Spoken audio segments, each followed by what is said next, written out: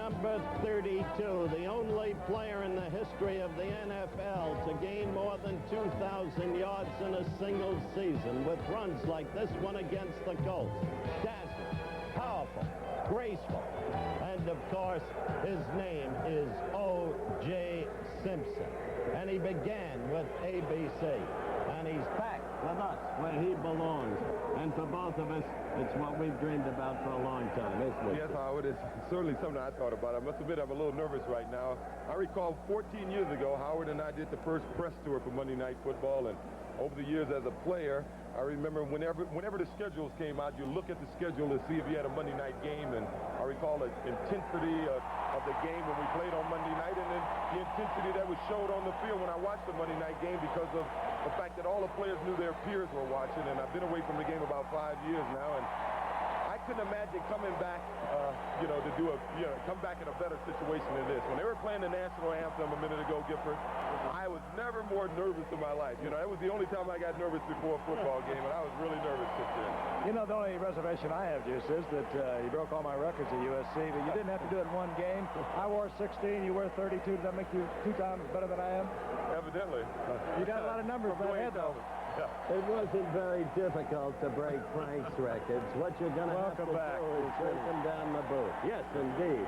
Welcome back. Well, it's good to be back. I couldn't imagine working with 2 better teammates. I feel like I'm with Reggie McKenzie and some of the guys in Buffalo right now. And Dave Foley and Paul Lamalure and all the others. We shouldn't have brought it up.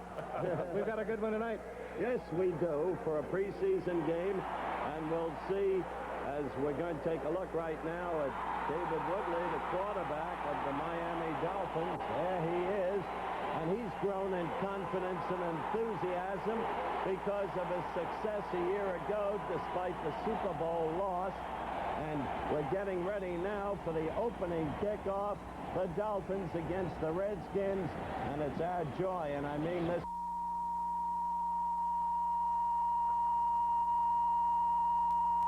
My joy to be back with O.J. Simpson. Here's the skipper with the kickoff. Not exactly a rematch of the Super Bowl, but the 2 teams are here, and we're live from RFK Memorial Stadium in Washington, D.C., ABC's NFL preseason football. The Miami Dolphins against the Washington Redskins. This ABC Sports exclusive is being brought to you by Nissan, builders of high mileage, high-quality cars and trucks for 50 years. Available at your Datsun dealer. By Budweiser, the king of beers. Reach for that distinctively clean, crisp taste that says Budweiser. For all you do, this Bud's for you. By Federal Express, when it's absolutely, positively necessary to be there overnight. And by Sears Roebuck & Company, coast to coast, you will find quality merchandise, a wide selection, fair prices, and dependable service at Sears. I understand you lost the video in New York, but I understand we are also back. We're glad you're back with us. Don Shula, they asked him if this was a rematch of the Super Bowl. He said you can only have a rematch when you're in the Super Bowl. Don Shula, however, likes to play preseason games. He likes to develop a winning attitude. And I think over the years, the Miami Dolphins have been right up there in terms of winners in preseason. John Riggins, 34 years old. He did it all last year. 600-plus yards in those playoff games. He was remarkable, Howard. He was, and I remember when a very wise man named Weeb Eubank had a choice. For his first draft choice, he was then coaching the Jets. He took Riggins instead of John Brockington.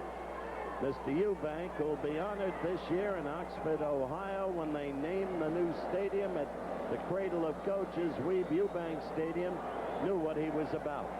The Washington Redskins will kick off. Last year's Cinderella team, no one thought they would be there, yet over the course of the 9-game season, the playoffs, they were 12-1. That's the best record since Miami hung up a 17-0 back in '72. A little bit of electrical problems for you, but we are working on that. As you can see, the Redskins will be kicking off right to left. It'll be Jeff Hayes kicking off. Mark Mosley, who had that great record a year ago with the field goal kicking department, does not handle the kickoff chores. And for the Miami Dolphins, Fulton Walker, with a very sore ankle that he hurt Thursday night in practice, has dropped deep. Fulton Walker, of course, had that 98-yard touchdown run in the Super Bowl. So the Super Bowl teams are here. And we look for a first half, at least, of the players that you are oh so familiar with. After that, the players that we will be watching will be players that are hopefully going to make that cut to 60 next Tuesday. Set to go from RFK Stadium, the Redskins against the Dolphins. High, booming kick by Hayes. Fulton Walker will bring it out of the end zone. Good move by Fulton Walker out over the 25 to the 27-yard line. And as I mentioned, we'll be watching the offensive unit of the Dolphins come out. They are headed by David Woodley, of course, and this year it could well be that there will be no relief man for David Woodley. That, of course, Don Strock had a contract dispute. He, according to our word, wants to sign a one-year contract with no option. The Dolphins are a little reluctant there. First and 10, David Woodley brings up the Dolphins. The setbacks, Andre Franklin, number 37, along with Tony Nathan, number 22. Wide receivers, Duriel Harris, Jimmy Cephalo, familiar names. That's Cephalo in motion toward you. Woodley on first down, going to Cephalo. He has it short of the first down, or very close to it, out at the 36-yard line. And defensively for the Washington Redskins. Over on the left side, a defensive left end, Todd Liebenstein will get a out of the University of Nevada, Las Vegas, because Matt Mendenhall, the starter, walked out of camp the other day. They have not heard from him. Those are the members of the secondary. Noticeably missing back there is Tony Peters. And they are having trouble in the Washington Redskins secondary in the early going. Woodley to Cephalo. Tony Nathan left side, and he barrels his way out to the 39-yard line. He'll pick up the first down. Tony Nathan established himself a year ago as a first-rate, quality, all-purpose back. He's been fighting an injury in this preseason, but he's going to get some action tonight. I thought Don Shula did a good thing there. Even though they played 2 preseason games, I think everybody remembers, and especially the 2 teams here, remember Woodley's game in the Super Bowl, a horrendous game. So the first play he ran here was a pass play, and I think he felt a lot better about completing it. Miami has lost to Dallas in preseason. They lost to New Orleans. Washington lost to Atlanta. They beat Cincinnati last week. First down and 10. Woodley tries to get a little quick screen out to the left and batted in the air, and it was intercepted. Whoever's at the bottom of the pile is the Washington Redskins. He has the football. It could be Liebenstein. And the Washington Redskins, an opportunistic team. They get the early turnover. Let's watch again. Woodley trying to get it out to Duriel Harris, O.J. Yeah, it looks that way. I think Dexter Manley got up and got a hand on it, just popped it up in the air. And it's anybody's ball right here. But Dexter Manley, he came in, he really played some Super Bowl for him last year. I think he's bordering on all-pro, and he beat his man. He just jumped up and deflected the pass. It was Todd Liebenstein who was there, getting an opportunity to play tonight because Mendenhall is not with the Redskins. Walked out of camp. 39-yard line. First down and 10. The Washington Redskins with the ball. Single back offense, the big man, John Riggins, left side. He's met there. They like to run left, and the Dolphins know it. And there will be maybe a half a yard loss. Now they'll mark it at the original line of scrimmage. We'll watch Joe Theismann work with John Riggins in that single back offense, so familiar to Redskins fans. The tight ends will be Don Warren and Rick Walker. We'll see others besides that. There is Joe Theismann. What a great year he had last year. Literally and spiritually the leader of these Washington Redskins. Look at the skill positions. And the big boys, the Hogs, they call themselves, and they are proud of that name. Second down, a little less than 10. Walker in motion, now doubles back. Theismann to the air. Nifty move by Theismann. Hook slides inside the 30. Could have stayed up for a yard. He'd have the first down. I think he'll be short. He did the wise thing, Frank. He knows who he is now, where he's at, what he's all about, and he's going to protect himself. Bettis, Baumhauer, Koch, Bokamper, Brodzinski, Evans, Rome, Dewey. Linebacker's a problem right now for a reason we'll deal with later. The defensive backs, a real problem. McNeil out, probably for the year. Clarence Harmon in now with John Riggins. 2 setbacks, short yardage offense. Riggins, right side, bounces and taken once again. Bounced off one tackle, ran into the arms of Glenn Blackwood. It was Doug Betters first, and the Redskins will send out Mark Mosley, who last year was the best kicker the NFL has ever seen, certainly in percentage-wise. 20 of 21, set the NFL record, 23 straight. course, is the holder, and anyone who's ever kicked this football knows how important that holder is. Snapper, Jeff Bostic. The idea is to keep it low, keep it off the turf. Bison has the good hands. This one was partially deflected. That one partially deflected, and Miami gets the football back. They'll have the ball at their own 28-yard line, and we have a timeout at RFK Stadium here in Washington, where we will return in just a moment.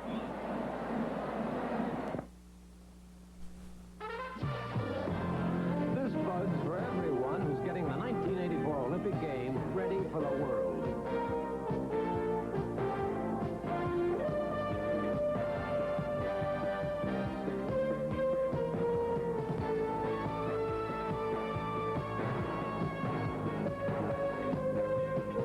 The Olympics take teamwork, and Budweiser is proud to be part of that team. For all you do. This buzz for you. A Nissan Sentra. Yeah, just $49.49. Most people wouldn't mention a sticker price this low. A new Sentra, huh? Yep, just $49.49. But when you get room for 5 and front-wheel drive, you have a right to be proud. How much? You mean how little? The affordable Nissan Sentra. Brag if you like. New Nissan Sentra, you need this car. At your Datsun dealer. A capacity crowd, RFK Stadium. First time since 1970 there has been a capacity crowd here at RFK for a preseason game. You're looking at David Woodley, the Miami Dolphins' second possession. They have marked the ball just inside the 32-yard line where it's 1st and 10. The Dolphins. No score. We're just underway. First quarter action. The quick toss. Tony Nathan, right side. And Tony Nathan, trouble with a hamstring and a very sore toe that Howard alluded to a moment ago. Does not make the cut. Good swarming defense, Monty Coleman. One of those fine, really unheralded linebackers of the Redskins. Coleman, Olkowitz, Rich Malott. It's entirely possible, Juice, that Coleman is the best athlete on this Redskin team. Remarkable athlete. Yeah, well, he made a good play there, but the guy that they're really looking at in that secondary is Ken Coffey, and he's the guy that came up to force that play. Nathan wanted to go inside the block, and he came up from his safety position and forced him to go outside. Eddie Hill is in there, number 31 now. It's a setback for the Dolphins. Second down, long 9, movement. Redskins either were drawn off or they were offside. Woodley going deep, has a free one. Goes for Dan Johnson. Dan Johnson, a second-year man out of Iowa State, getting a long look tonight to see if he will become the third tight end for the Dolphins. And he comes down with a big one. This is one of the young men, and this is why seeing a preseason game has some value. This is a young man we want you to get a good look at tonight. He's the man who caused Ronnie Lee to be shifted to an offensive line position from tight end. Don Shula has the feeling that this young man has a very special talent. And he will get a good shot at the tight end position where Shula has alternated as you look at it in replay over the past couple of years. Got himself 101, O.J., with Mark Murphy. Big play for the Dolphins inside the 20. First down and 10. Near the 18. Quick handoff up the middle. Andre Franklin, who has had a great 2 years thus far, unexpectedly so. Came in, second-round pick in 81 with a blocking reputation out of Nebraska. You know, getting back to Dan Johnson, it's strange that you see good teams today. You wouldn't think you can be a great football team without a great tight end, and neither one of these teams have what you would call a great tight end. I think Miami has never had a super one. I guess Marv Fleming is the closest to it. Well, he was a great blocker. Yeah, great blocker. But Dan Johnson, I think they're counting on to come in and play like many of the tight ends that we see around the league. Gain of about 3, second down and 7, the ball inside the 15-yard line. Franklin again, left side, and Franklin surges down close to the 10-yard line. He'll get about 3 or 4 out of that. But it still could put Woodley back into the pass situation. Rich Malott again defensively. Juice, you remember the great old story about Bob Fleming when he was with the Dolphins. He had earlier been with the Pack, of course, under Vince Lombardi. People would call him up, and they'd get the message service. This is Marge Fleming. Bob Fleming. It wouldn't be Marge, would it? Bob Fleming, you can reach me at this number after the Super Bowl. I think Marv is going to be trying to reach you after this game. Third down, long 3. Joe Rose is in. He is a good tight end receiver out of the shotgun. The ball's bobbled, and the Redskins are going to get it again. Tony Nathan did not manage the handoff from David Woodley. And coming up with the football is Darrell Grant. And the Redskins now have picked off 2 turnovers, and this one has destroyed an excellent scoring opportunity. That ball high. Nathan looking ahead. The ball was placed right on his belt. Should have been handled, but keep in mind the temperature is about 95 degrees, a lot of sweat on the wrist, and we have already had a pair of bobbles. It'll be first down and 10. The Redskins will have the ball at their own 14-yard line when we come back. Hey, ready for the new season? You bet. With that poor reception? Well, last winter was pretty tough on the old antenna. Here, replace it with this Radio Shack Super Color TV antenna at a special purchase price, only $21.88. Save even more by installing it yourself. Radio Shack has all the accessories to make it easy. Great picture. I'm ready now. Oh, Murray, you fixed the picture. The Super Color TV antenna, just $21.88, only at Radio Shack. Esther, you did send that Federal Express, didn't you? Oh, yes, Mr. Bogus, you're covered. Oh, Ed, you did send that Federal, didn't you? Yes, Fred. We're covered. You sent that thing Federal, didn't you, Nick? Yes, sir. Good. I'm covered. I'm covered. I'm covered. Hey, I'm covered. Are you covered? I'm covered. I'm covered. Are you covered? I'm covered. Are you covered? I think we're all covered. I'm covered if he's covered. Cover yourself with Federal Express. Why fool around with anyone else? This is the story of a very special event, an event that will leave no heart untouched, no life unchanged. This is the International Special Olympics. Your opportunity to share it is on ABC's Wide World of Sport, Saturday. We're going to take a look at the fumble exchange between Woodley and number 22 there. You'll see one thing, I disagree with you. This is a quarterback's mistake here. Nathan shouldn't look at the ball. The quarterback's got to put the ball in there. The ball was not put in there. This is a play that Dallas made famous. I think Staubach used to pitch it up to Preston Pearson, and then you have to watch the ball. But any handoff, the quarterback's got to get the ball in there, and he didn't put it in there good. Skins have it, the ball inside their own 14-yard line. Walker doubling on the motion. Theismann fires, and it's complete. And it goes out to Charlie Brown, and Charlie Brown is out to the 20-yard line, short of the first down, a pickup of about 8. We'll not watch Art Monk tonight either, the fine athlete for the Washington Redskins who was hurt. Remember the final game of the season a year ago, out of the playoffs. Well, Art Monk has a sprained knee. They hope and they think that he will be back for the season opener against the Dallas Cowboys September the 5th, when once again we'll be here in RFK Stadium. Charlie Brown gets 6. It'll be second down and 4. The ball at the 19-yard line. Riggins. Heady running by Riggins. Good surging block on the right side. Big offensive line, O.J., as Riggins gets the first down out over the 25. Hey, Huge. We're going to take a look at this from the end zone. The thing that amazed me about Riggins, he's running better now than he ever did. He's got the biggest offensive line in football, and the only thing they do is block the guy in front of him. They drive block. It's like running from that deep eye, and they tell Riggins just run where the hole is, find a hole, and he's doing a super job of finding the hole at 33, almost 34 years old. The ball inside the 26-yard line. Theismann gives it to Walker, coming around from the tight end motion position. Walker doubles back, runs into a lot of folks at the 25-yard line. He'll lose about 3. Dewey was there first. That made Walker change his mind about going right. Turned him back into all of his pals. Even then, he escaped Dewey, which is not an easy thing to do. You remember he was the hero of the championship conference playoff game against the Jets, and is truly great football player. Larry Evans, recently acquired from Denver, a linebacker where the Dolphins are already doubled, has left the field. He's being assisted by the trainers. It's second down and 11. The ball just inside the 25-yard line. Walker in motion again. Theismann up on top. Gets the screen off. Riggins. Good block in front. Riggins runs into a pair of Dolphins, principally A.J. Dewey, out at the 33-yard line, short of the first down by about 3 yards. Washington executes that kind of stuff beautifully, don't they, Juice? Oh, they are very good at it. You got to give Theismann credit on that. I think he wanted to throw downfield, really, and Riggins may have been a safety valve. Sometimes, even though you may run a short screen, it is a safety valve, but Ernie Roan, number 55, blitzed him, and he just dumped it off. They took advantage of what the defense gave him. New setbacks. Joe Washington, 25. Nick Giaquinto, number 30 for the Washington Redskins. Third down, 3. Heisman looks it over.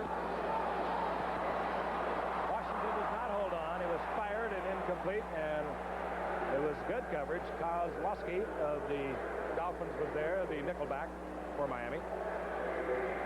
Joey Washington, who couldn't hold on there, is a man to be watched this year. He's in the best health he's been in a number of years, and fans of Monday Night Football will remember he gave one of the most extraordinary performances in the history of the series against the New England Patriots when he was with Baltimore. He can run, he can catch, and he can throw. He is a great football player. You had a look at Tommy Vigorito. He can hurt you. Ask the Jets. Touchdown against them, the opening game of the season a year ago, and Jeff Hayes hangs it high, and Vigorito has to call for the fair catch near the 27-yard line. And the Dolphins, who have turned it over in their first 2 possessions, have it again. They had an intercepted pass, and then they lost the ball inside the 15 on a fumble, and a flag is down. As we see so often in preseason, the illegal man downfield. I would think the Dolphins would want to try that again. Good booming punt by Jeff Hayes, who seemingly has the job. Eligible man downfield on a kicking team, number 26. Declined a penalty. First down this way. I would have been surprised if they would have taken the penalty, because in the preseason you want to see what guys can do from the line of scrimmage, you know, and all you can do kicking the ball is get guys hurt. 40-yard effort by Jeff Hayes, and Miami will have the ball back at their 27-yard line. 7:10 remaining in the first quarter. The secret of controlling the new Datsun Turbo ZX is controlling yourself. You won't do 0 to 50 in 6 seconds flat, but you know you could. You won't wind it to its track speed of over 100 miles an hour, but you know you could. And when the light turns green, you won't flaunt your turbo power, but knowing you could is awesome.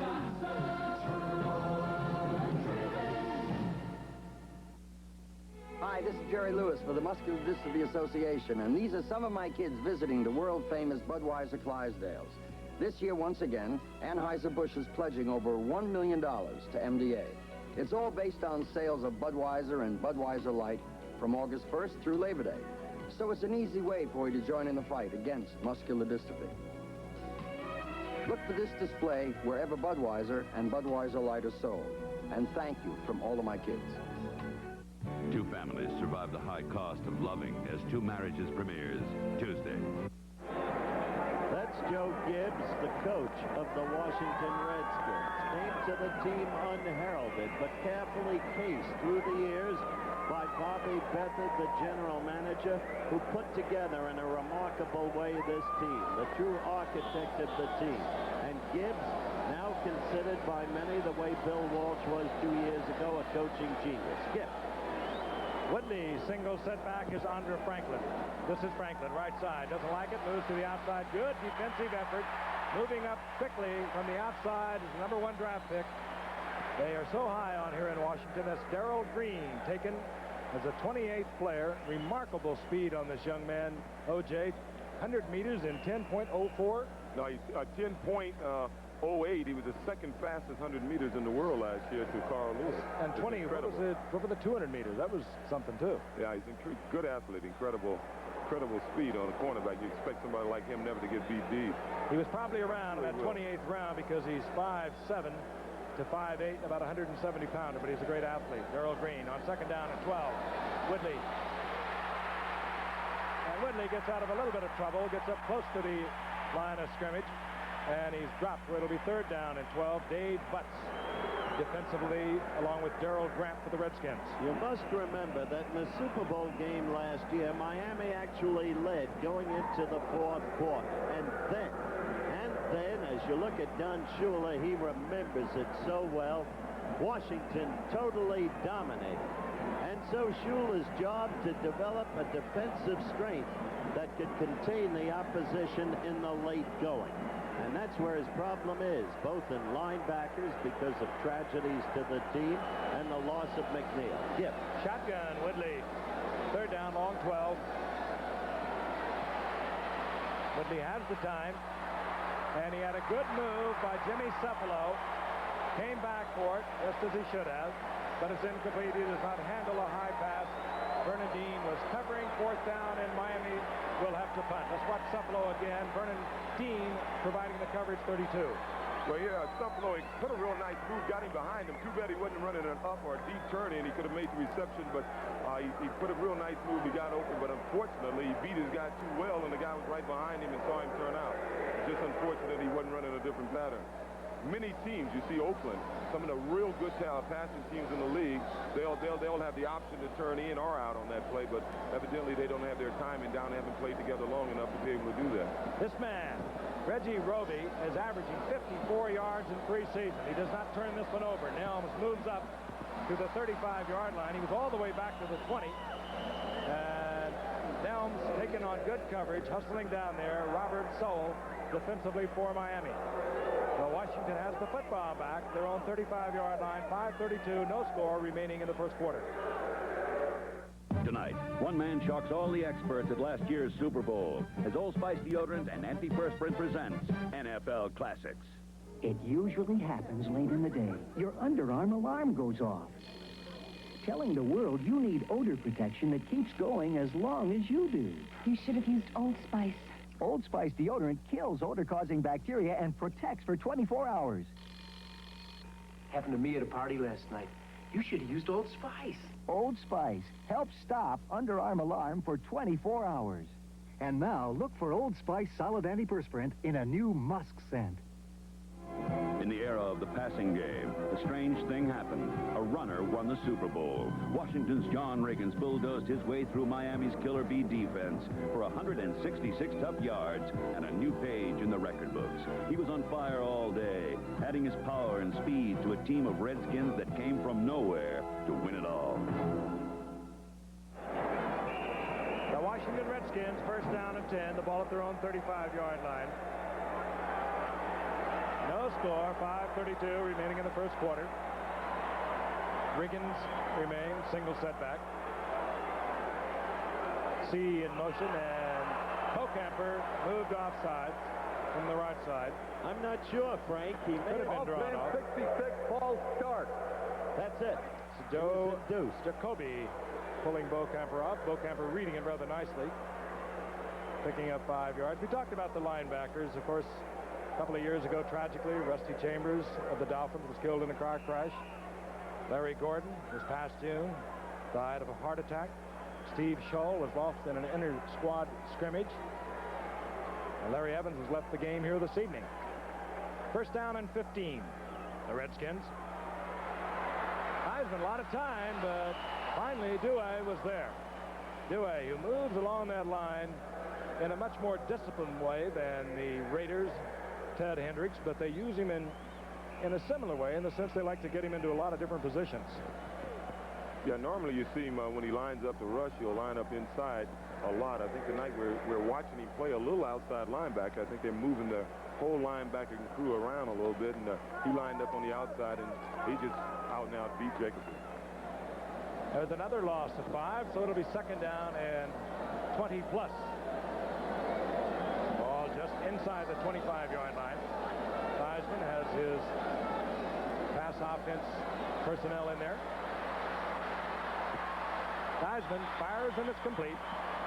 It goes to Virgil C., a third-year man out of Troy State, who's getting a long look tonight, as are a lot of players. These teams both up around 70 players. By Tuesday, they have to be to 60. They have to be to 49 the Tuesday before the start of the season. That, of course, just determined this past week.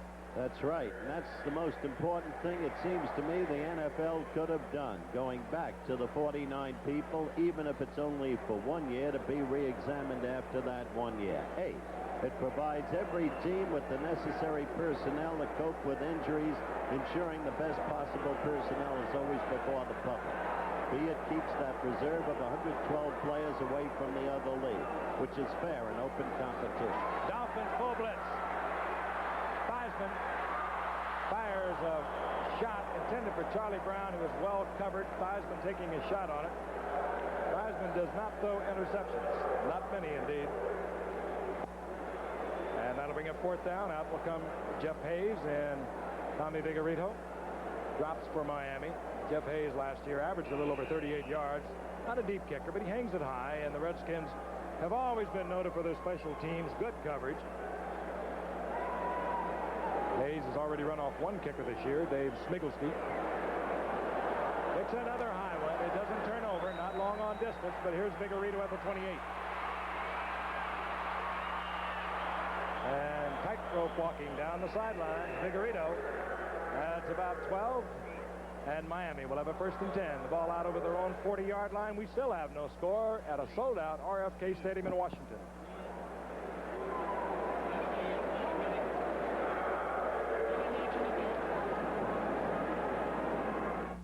This Bud's for everyone who's in the groove. It's 5 minutes on the upswing of 5. Outside it's 87 degrees under sunny blue skies.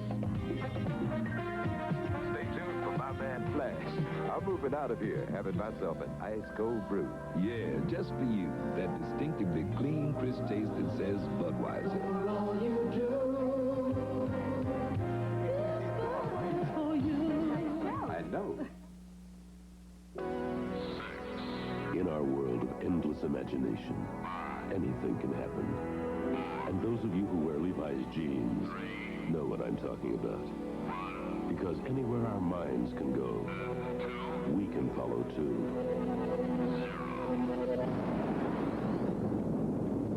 Go ahead, chase a dream in Levi's jeans.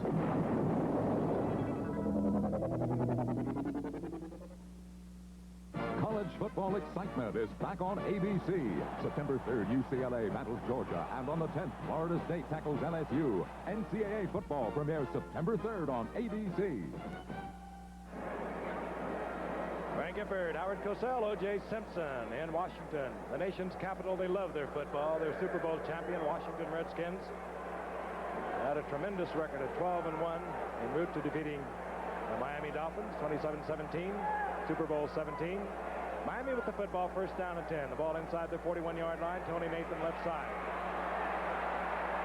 A picture of what Washington does so well on defense. Look at all the Redskins there. They have great in pursuit. You got to look at the back of number 61, fellow named Foster from USC. And the first player, I think I can remember with the Dolphins from USC. Interesting. Yeah, it is the first. You consider USC has more players in pro ball and in the ABC Monday night booth than any network or team in the league. He's the first one to have ever played for the Dolphins. Quite a player, too. Foster in there tonight. Eric Laxo at right tackle has a sore ankle. 2nd down and 10. This is Eddie Hill. Eddie Hill, again, the swarming Redskins. Crowd loves it. The flag is down at the line of scrimmage, and Hill is down right at the line of scrimmage. Monty Coleman there first for the Redskins. I tell you a thing about the Redskins. I think the Redskins jumped that time, but you know, a lot of people are a little skeptical about how good they are. They said the abbreviated season last year is one of the reasons they were able to go all the way. Well, their offense and defensive line completely dominated the game in the Super Bowl, especially late in the game. Right now, that seemed to be the trend right now. And I believe in the NFL, you win and you lose with your defensive and offensive lines. You do it up front, and it's a credit that Coach Joe gives that they've been able to do it with so many, I guess, unheralded players up front. They got so many free agents and more draft choices than anybody I've ever seen, any team I've ever, good team I've ever seen. Dexter Manley, the right end, was offside for the Redskins. A 2nd down and 5. The ball out over the 45-yard line. Whitney, Cephalo, and Cephalo will have the 1st down. Point you raised is very interesting, Juice, because it raises the question of hidden coaches, even as we look at this in ISO replay. Here's the point. Joe Butte, a good example. Assistant head coach, in effect, and the man who's developed that offensive line, right? Yeah, you got to give Coach Gibbs credit. He calls him the head coach in charge of offense. You know, keep those assistant coaches happy and around. But if you look at Bugo's record, down in Houston, he was in Houston for 3 years. Earl Campbell led the league in rushing. They led the league for the least amount of sacks. Super coach. 1st down inside the 49-yard line. You'll see that play again. Darrell Green is laying way off Cephalo as we watch Andre Franklin move up the middle behind Dwight Stevenson, Ed Newman, and Kuchenberg. He gets about 6 yards. It'll be 2nd down and 4. Hot day and a very warm evening, very humid. What a remarkable man that is. You know what he said, Frank? He said, if we don't win again, it won't be because of John Riggins, because I'm going to be even better than last year, which is impossible. And, well, you never know. He surprised me every year that I've watched him play. A second down and 4. Franklin. This time the Redskins close down. They read it beautifully. Dave Butts. He looks like a condominium over on the left side. 6'7", 295-pounder.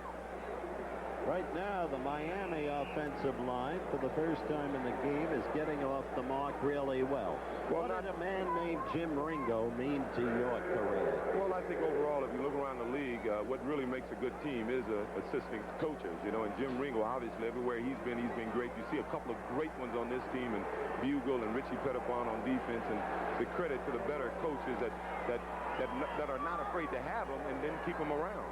Third down, long 4. Cephalo in motion out of the shotgun. Woodley.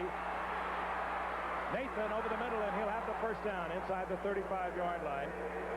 Woodley with a lot of time, and if you're going to put 5 receivers into the pattern as he did then, you're going to have to pressure him a little bit, or he's going to find someone. Watch it again. He's got everyone in this pattern. Good blocking. Watch Stevenson and Kuchenberg. Well, this is going to be an interesting thing for Mr. Coffey. Once again, he's got some heavy shoes to fill, Peter's shoes to fill right here. So number 48, that was really his zone, his area to cover. And that's one of the things Washington is really going to be paying a lot of attention to tonight. 33-yard line. Woodley once again. Goes over in front of Vernon Dean. And it is complete to Duriel Harris. Nope, they took it out of bounds, so they'll bring it back. A moment ago, we were watching Darrell Green, who has started the first-round draft pick out of Texas A&I over left cornerback. We saw it on the replay. Jimmy Cephalo, who has great moves, not necessarily great speed, but it was Darrell Green laying way off, and I cannot believe that certainly they would in a regular season game, they would come back and work on Darrell Green. Even with his tremendous speed, he was allowing Cephalo a lot of yardage underneath. It's second down and 10. Tony Nathan. Flag is down as Nathan sprawls to the 30-yard line. In the arms of several Redskins, including Monty Coleman. It's funny the difference a year make. You know, we're in a preseason game, and we think back to that Super Bowl, and everybody says what was the big difference, and it was Woodley's inability to complete passes, and we're not one quarter gone yet, and he's already equaled his Super Bowl output with 4 completions. Our referee tonight is Ben Dryth. We'll be hearing from him, rarely, I hope.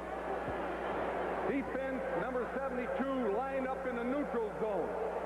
Dexter Manley once again. That's the little fella. Boy, when Art Monk went down last year, did he put on a show in the playoffs? Can't understand why the Giants let him go, Giff. Well, they got to go somewhere. He went to the Super Bowl. It's second down and 5 following the penalty. Duriel Harris now right. And up at the top of your screen, that's Cephalo, the wide receivers. Nathan inside. Nathan getting work tonight. He goes down in the arms of Oklowitz. Short of the first down, getting to the 25-yard line. He needed to get to the 28. You know, you mentioned head coaches not afraid to have great assistant coaches around them. Is there a better example in football than Don Shula immediately reclaiming Ansbacher after he left as Giant head coach? Yeah, we were talking about that earlier today. You know, you got to respect Shula. I think most players who played during the years I played, if they had a choice of any coach to play for, it would have been Shula, and that was a great move, you know, to bring a guy in immediately he knows can help his team and players. 3 tight ends are in. Rose, Johnson, Hardy, short yardage offense. Nathan reads it rather well. It's going to be very close. This will be depending upon how they mark it. We have 39 seconds remaining here in the first quarter, and I think we're going to have a measurement. The Dolphins, I mentioned the remarkable record of the Redskins a year ago, 12-1. The Dolphins last year 7-2 in the regular season of 9 games. Then they went on to beat New England. They beat San Diego, blew them away, and they shut out the Jets in the American Conference Championship. First down, the Dolphins near the the 28-yard line. I want to remind you, coming up tomorrow, ABC Sports Beat at 4:30 Eastern Time, Howard Cosell has a very revealing interview with a retired Brigadier General Pete Dawkins, Rhodes Scholar, All-American. Of course, ABC's Wide World of Sports, one of the events that has moved me more than anything I've ever been involved in, the International Special Olympics on a special edition of Wide World. That'll be at 5 o'clock Eastern, 4 o'clock Central. Be with us. Your show is one of the most sensitive and touching yet on the air, Frank, and I feel equally proud of General Dawkins. On first down from the 28-yard line, Woodley had a big hand in his face. It was Dexter Manley, who stands about 6'3". He was pressuring Woodley, and he could not get it out to the intended receiver, Andre Franklin. I don't agree with you, Juice. I don't think Manley's verging on All-Pro. I think he's worth All-Pro. This man has become a great star. Why? The incredible quickness, the ability to stunt. He'll be bursting in right through the middle of the line, stunning over. He's just become a remarkable athlete. Yeah, he's just one of the stories on this team. I mean, this team has so many unknown players. Last year we're in the Super Bowl. I may have known 4 of the guys in their on their whole team. 23-yard line, second down and 10, safety blitz. Woodley reads it, and he gets the ball out to Duriel Harris. That's what happens when the blitz backfires. Man-for-man coverage, and Duriel Harris beating the outside line, the rookie cornerback. Let's watch it again. Darrell Green, the number 1 pick, trying to stay with Duriel Harris. And he played it right. I guess that's where size makes a difference. He was there. He just didn't have the size to bring him down. But Duriel Harris is one of the great receivers in the league. But we've been hearing all week, ever since I've been back here, that Woodley has improved as a quarterback. All camp, they say you're going to be surprised about Woodley, and that's a perfect example of it. He read the blitz. He put the ball right on the money. And if this team is going to get back to the Super Bowl, Woodley is going to be the guy most responsible. Uwe von Schaman for the conversion. Jim Jensen will place it down. I think you're exactly right, Juice, because they are going to be depending so heavily upon him this year. Young David Woodley seems to learn a little something every game. Von Schaman rips it through the uprights. The first quarter has expired, and the Dolphins take the lead 7-0. And this, their 3rd preseason game. And we'll be returning to Washington, the nation's capital, right after this. Solar Fox. There are like millions of them, Solar Fox. Like what are we gonna do? Don't worry. Solar Fox, the new video game where speed and strategy are all you have to fly through 26 changing solar fields. And if you're really fast, Awesome. you'll skip ahead to even tougher fields. Really cool. Solar Fox from CBS Electronics, So can I drive now? where the excitement never ends. What keeps America going on a freezing day? Presto! What brings football fans up to Green Bay? Presto! Why does your car need a fresh fill of Prestone? After just 10,000 miles of driving on weak, neglected antifreeze, a radiator could look this bad, while a Prestone radiator looks this good. That's the Prestone difference. What brings them to the mountains from wherever they call home? America goes with Prestone. Sears Die Hard, America's best-selling replacement battery, is having its 16th anniversary sale. Save $16 on the Die Hard, anniversary priced at only $53.99 with trade-in. Save 30% on SuperGuard steel-belted radials as low as $37.99. And Steady Rider shocks are half-priced, only $10.99 each when bought in pairs. At Sears Tire and Auto Centers, we install confidence day and night. Sears.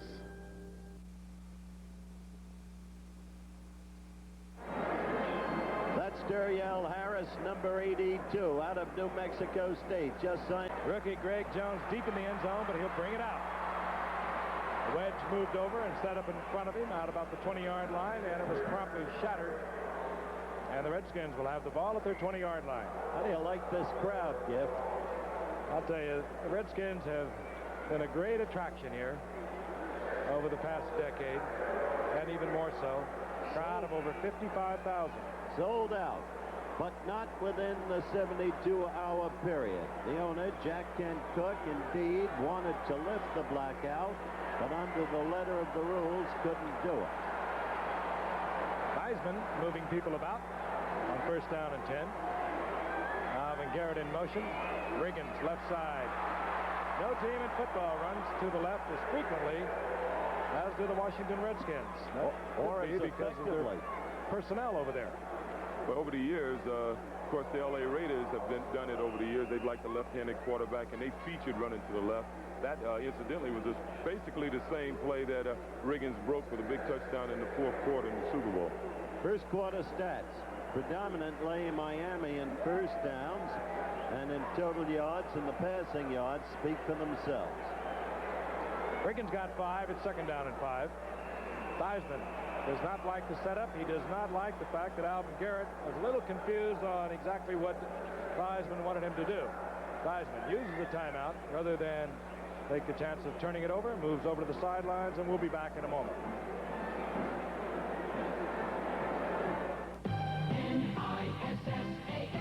Nissan, one tough hunk of a 4x4 truck at one heck of a saving, 8.8 Nissan financing. Save over $1,400 in finance charges on this new 4x4 King Cab. It's the only compact 4x4 with double steel cargo bed, auto-locking hubs, highest minimum ground clearance, and most powerful standard engine in its class. Get the lowest factory truck financing available, 8.8% only at your Datsun dealer. Come on, one more. No. The championship of the entire civilized world. I'll pass. And to Michelob Light. I'll serve. Would good friends really play this hard for a beer? It is Michelob Light, the rich, smooth taste you can compare to any beer you like. I thought you were tired. Nope, just thirsty. Michelob Light. Chicago, Kansas City, or Montreal, Los Angeles. ABC's Monday Night Baseball. Early moments of the second quarter. Miami on top 7-0 over the Washington Redskins. New tight end for the Redskins, Clint Didier, second-year man out of Portland State.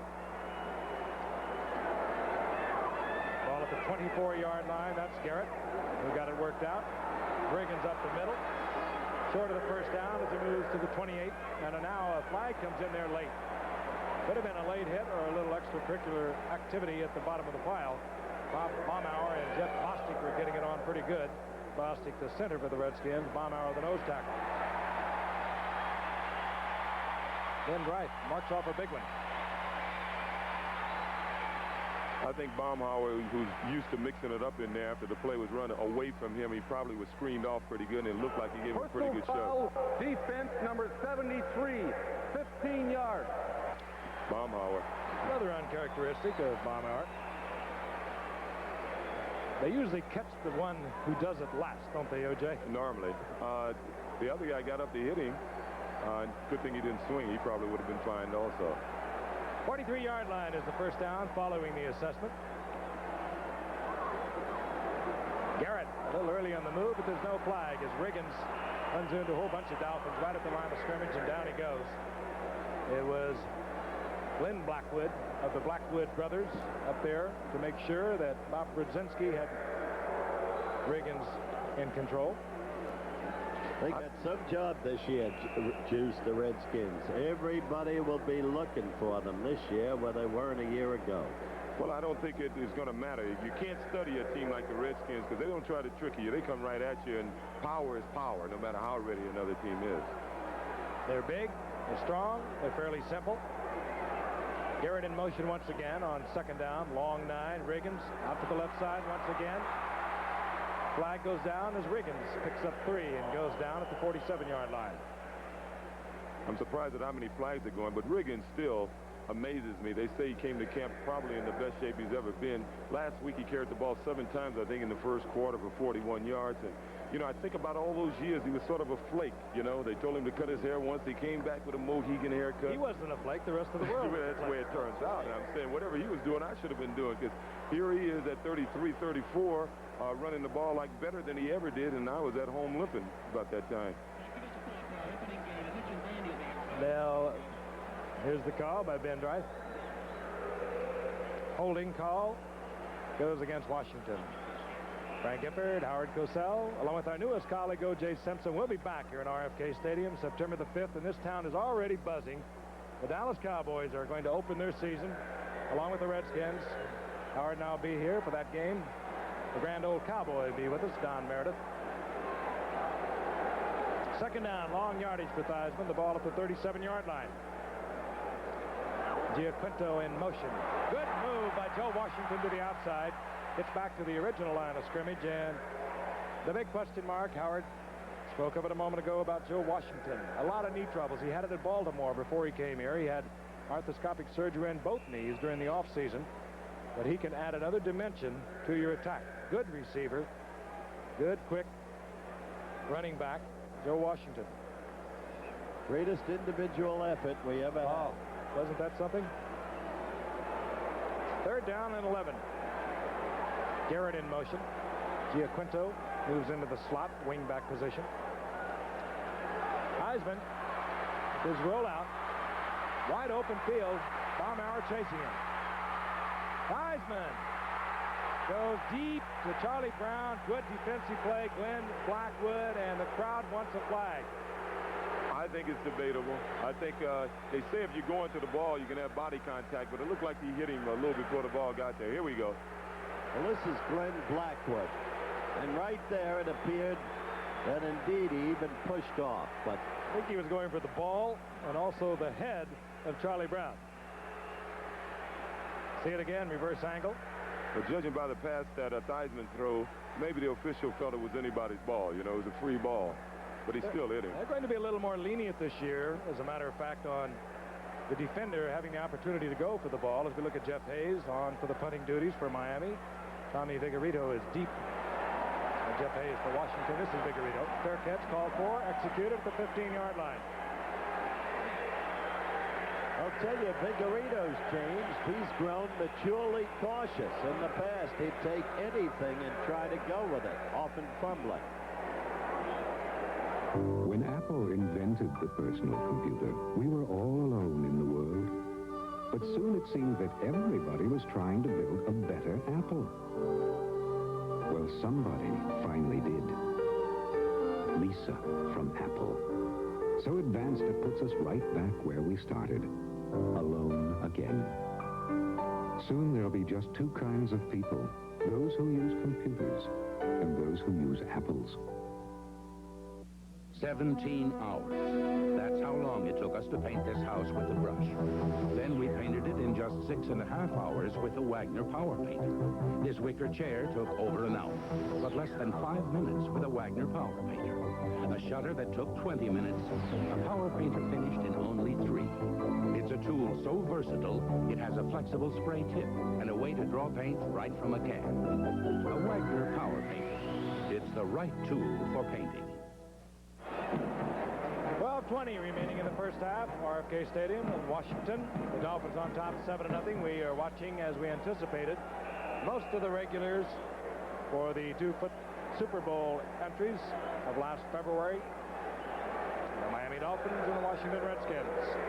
We'll see, quite certain, a wholesale change of personnel in the second half as coaches look for talent before the cut on Tuesday. First down and 10. Miami with the ball, 15-yard line. Franklin, right side, gets a block from Kuchenberg and a good one. And good defensive effort there on the left side. Coming up quickly was Curtis Jordan, along with Darrell Green. Kuchenberg will go on forever, Juice. He's incredible. Yeah, he knows all the tricks. That was the old play he used to run with Zonka all the time. They step into the line and they try to bounce it out there a little bit. And Cooch really didn't make the block, but he's so experienced. Once he fell at the guy's leg, he started rolling. You know, he really didn't get there to make the block he wanted, but he was effective because he rolled on the guy. That comes with experience, all the little tricks. Here's a gain of a couple. It'll be second down and 8. Ball just over the 17-yard line. Franklin pulls ahead. Out over the 20, close to the 22 on the surge, and then they took him back to the 20. Did you watch Giesler on that play, Juice?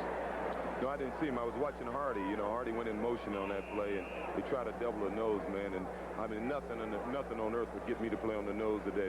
Those guys are always trying to go against 2 or 3 guys, and Butts does a pretty good job in there for him. But it's a play that Dallas, I guess Pittsburgh ran it a lot against Dallas in the Super Bowl down in Miami, where they put that tight end in motion and have him double on the nose guy, and everybody seems to be running it now. It's amazing how the good teams all start to emulate one another.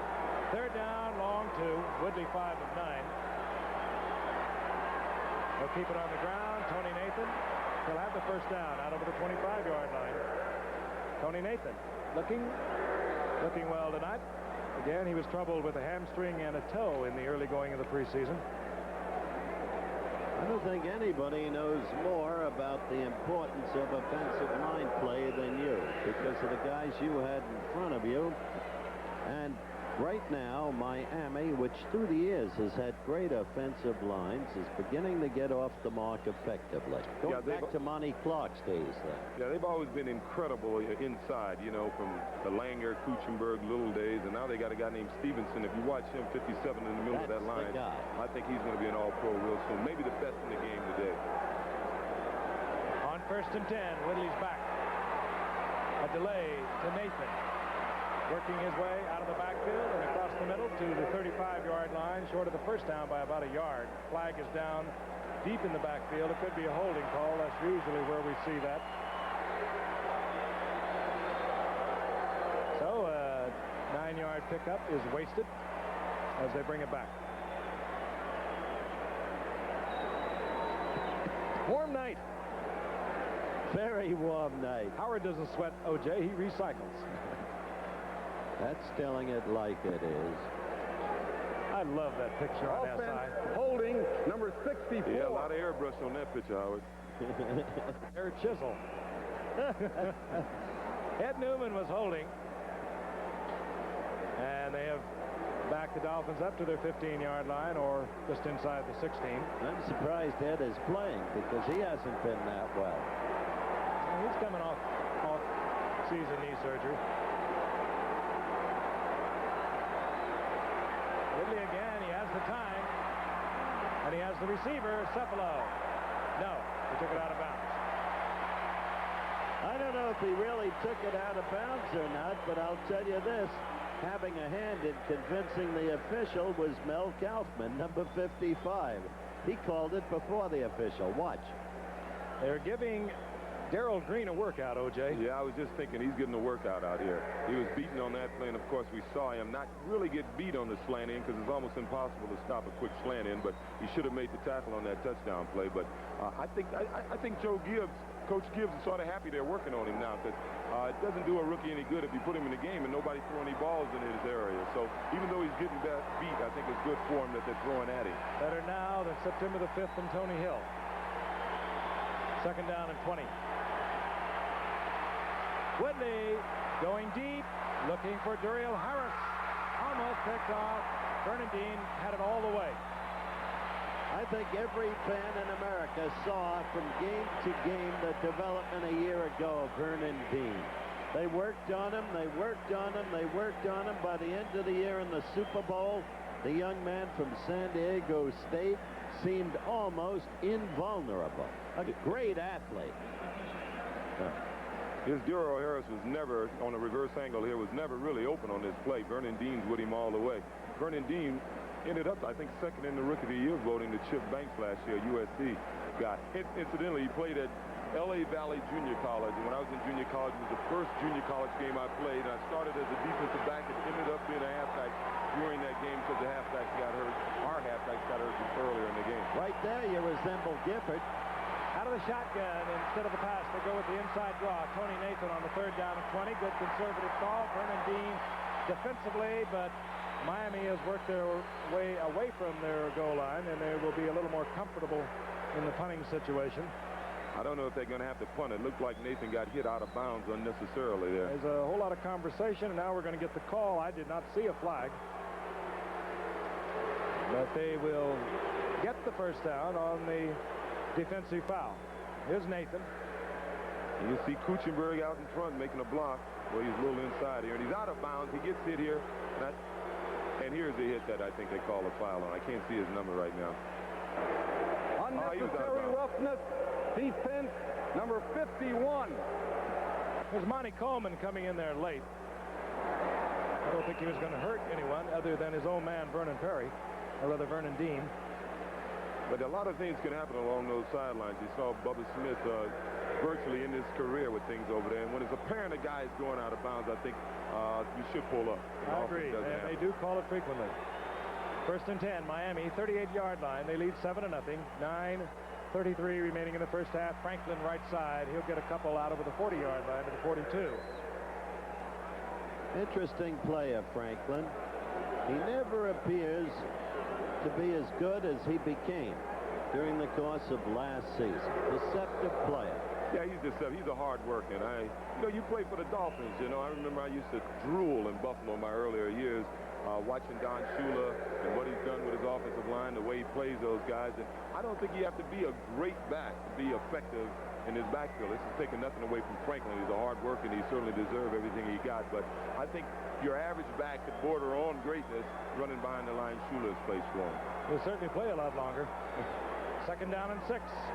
Woodley crossed up with his receiver. On the outside, it was Vince Heflin, and he was not anticipating the ball. As a matter of fact, he was trying to make a block on the defensive back that was covering him. And that's what you get when you change a lot of personnel, and we are starting to see that here in the middle minutes of the second quarter. Yeah, but he's going to get a little extra heat because he was on the team all last year, and he was the only free agent to make the team last year. And when a guy's been around all year, you expect him to know the plays, I mean, everybody makes mistakes, I get you, but when he's one of the guys that's bordering on leaving here, and I'm sure he's going to get a little heat this week. 3rd down and 6. Dolphins at their 42-yard line. And a little switch up there again. Cephalo was offside, but he got back, no flag. Woodley, Joe Rose is there, and Rose gets the first down. And now, well, it would look like a flag, but it was actually Joe Gibbs' hat going into the air. And Woodley was shaken up. You saw him wait a long time before he delivered the ball. It looks like perhaps had the wind knocked out of him. I'll tell you, he holds us a long time, Juice, until Joe Rose uncovers. Yes, he did. I thought he was trying to throw the ball away, to be honest, because I didn't think Rose was open. Shows you the strength that he has in that arm. His left leg in the hamstring area. I don't think he's that hurt. I think he just got twisted a little bit, and he isn't. Amazing about Joe Rose, He comes in, he makes big plays year after year. The last couple of years, he makes those big plays, and if he take an off season and just take a blocking sled somewhere, he could be a great tight end in this league. Yeah, he's big enough. He's 230, but for the last couple of years, Don Shula has literally had to use designated tight ends. Trying to get around it to bring in Dan Johnson. Bruce Hardy is a good blocker. Rose, and then there was Ronnie Lee, who now, as we said earlier, has been transposed to the offensive line because of Dan Johnson's development. Look at that stat. Dan Marino is in at quarterback, the rookie from Pitt, first-round draft pick of the Dolphins. Woodley's going to get a breather on the sidelines. He might be back, he might not be back. But he takes over, good field position, 17-yard line of the Redskins. Hands off to Nathan, who is still working along the line of scrimmage. He perhaps pecked out a couple of yards, and Woodley comes back onto the field. Because Marino didn't have a good year at Pitt last year by former Marino standards, there were mixed reviews on him, and yet Shula thinks he has the potential to be a great one. He's delighted to have him, and that's why, as Frank mentioned early in the contest, Strzok isn't even here. And Shula told me flatly he doesn't expect Strzok back. 2nd down and 8. But Woodley is back in the lineup. Dolphins on top, 7-0. Clock is moving, 7:25 remaining in the first half. There's a flag down, and we're going to have either offensive or defensive interference. Duriel Harris was working back deep.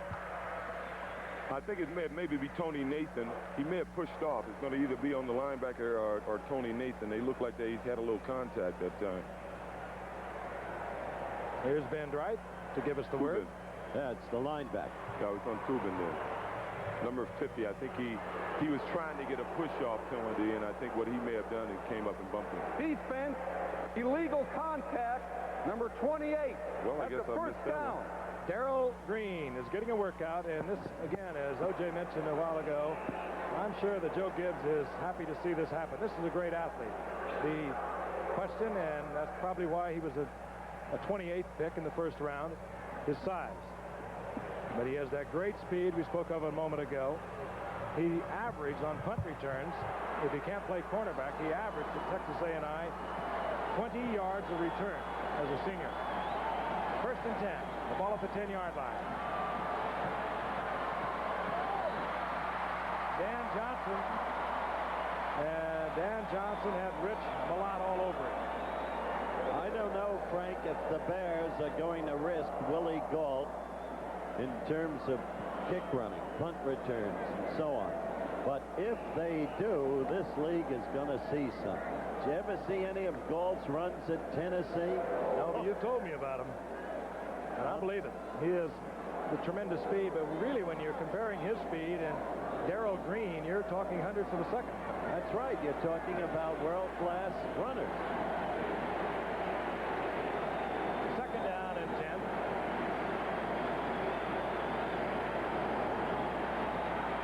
Eddie Hill. Eddie Hill, acquired from the Rams a couple of years ago. The big man that Don Shula was looking for gets a couple of yards. It'll be third down, and David Woodley is back in a pass situation. You see the shuffling of personnel as the Redskins adjust with their defensive people. Talking about world-class runners, as you look at Eddie Hill there, I'll never forget the respect that our runners had for you when you were working the sprints in the '76 Olympics. And I'm looking forward to next year. Oh. Third down, goal to go. Tommy Vigorito, top of your screen. He's being converted to a wide receiver. Out of the shotgun is Woodley.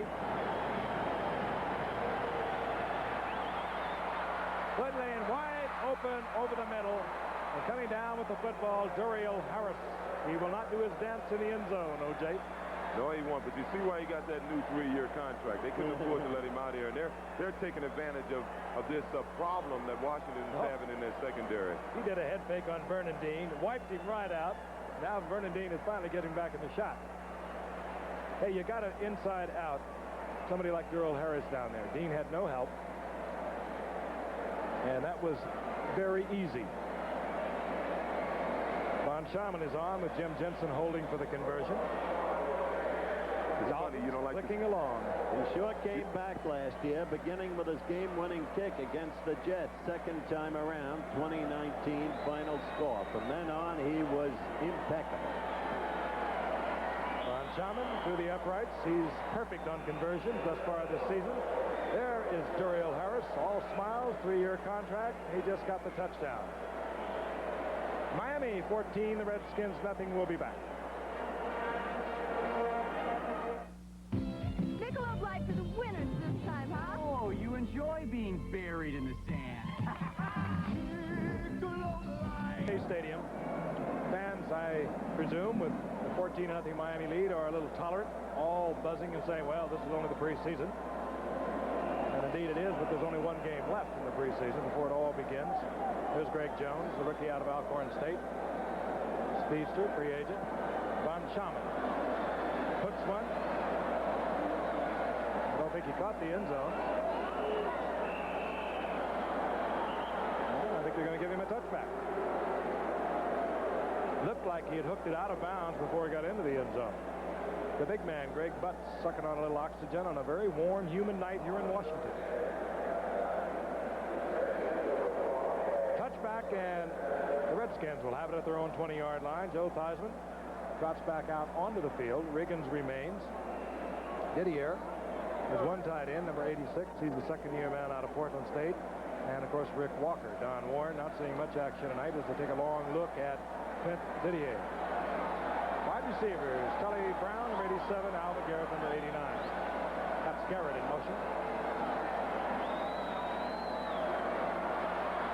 Theismann trying to get Charlie Brown, and he gets hammered good by Lyle Blackwood. I'll tell you, the Blackwoods will hit you. I don't know what their daddy did to them when they grew up, but they sure learned one thing. They like to run into folks. Yeah, they're tough. When you think about two guys like this, two very physical football players playing against one another, and they played against each other once. I think Lyle was in Baltimore, and his brother Glenn had to block him on a punt return or something. Wiped him out. Wiped him out. Lyle had a knee injury and needed knee surgery after that. Probably only put one chair at dinner when they were little. That's why they put him on the same team. think the family insisted on it. 20-yard line, second down and 10. Redskins working with 6 minutes on the clock. They have 2 timeouts remaining. Theismann had to waste one. Theismann, typical Theismann to Alvin Garrett. Now you tell me how a little short guy like this, he can throw the ball high like that, can go over a defender and catch the ball. He took it out of bounds, but it's worth looking at it again. I can tell you he's a great leaper. I used to see Joe Namath and Sauer throw this pass.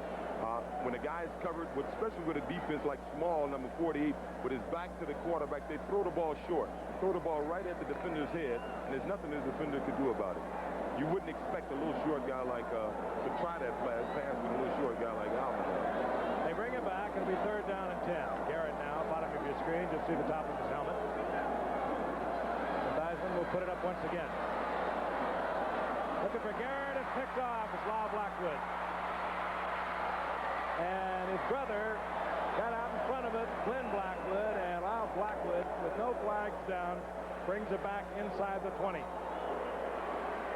2 quick points to be made here as we look at an end zone replay. Item 1, the Redskins didn't win a single preseason game last year. All they did was win the Super Bowl. Item 2, traditionally, Don Shula, that was a bad pass. Don Shula has been great in preseason games, but this year he's lost the first 2. They're 0-2, and Shula wants a victory here, preseason game or no, for a variety of obvious reasons.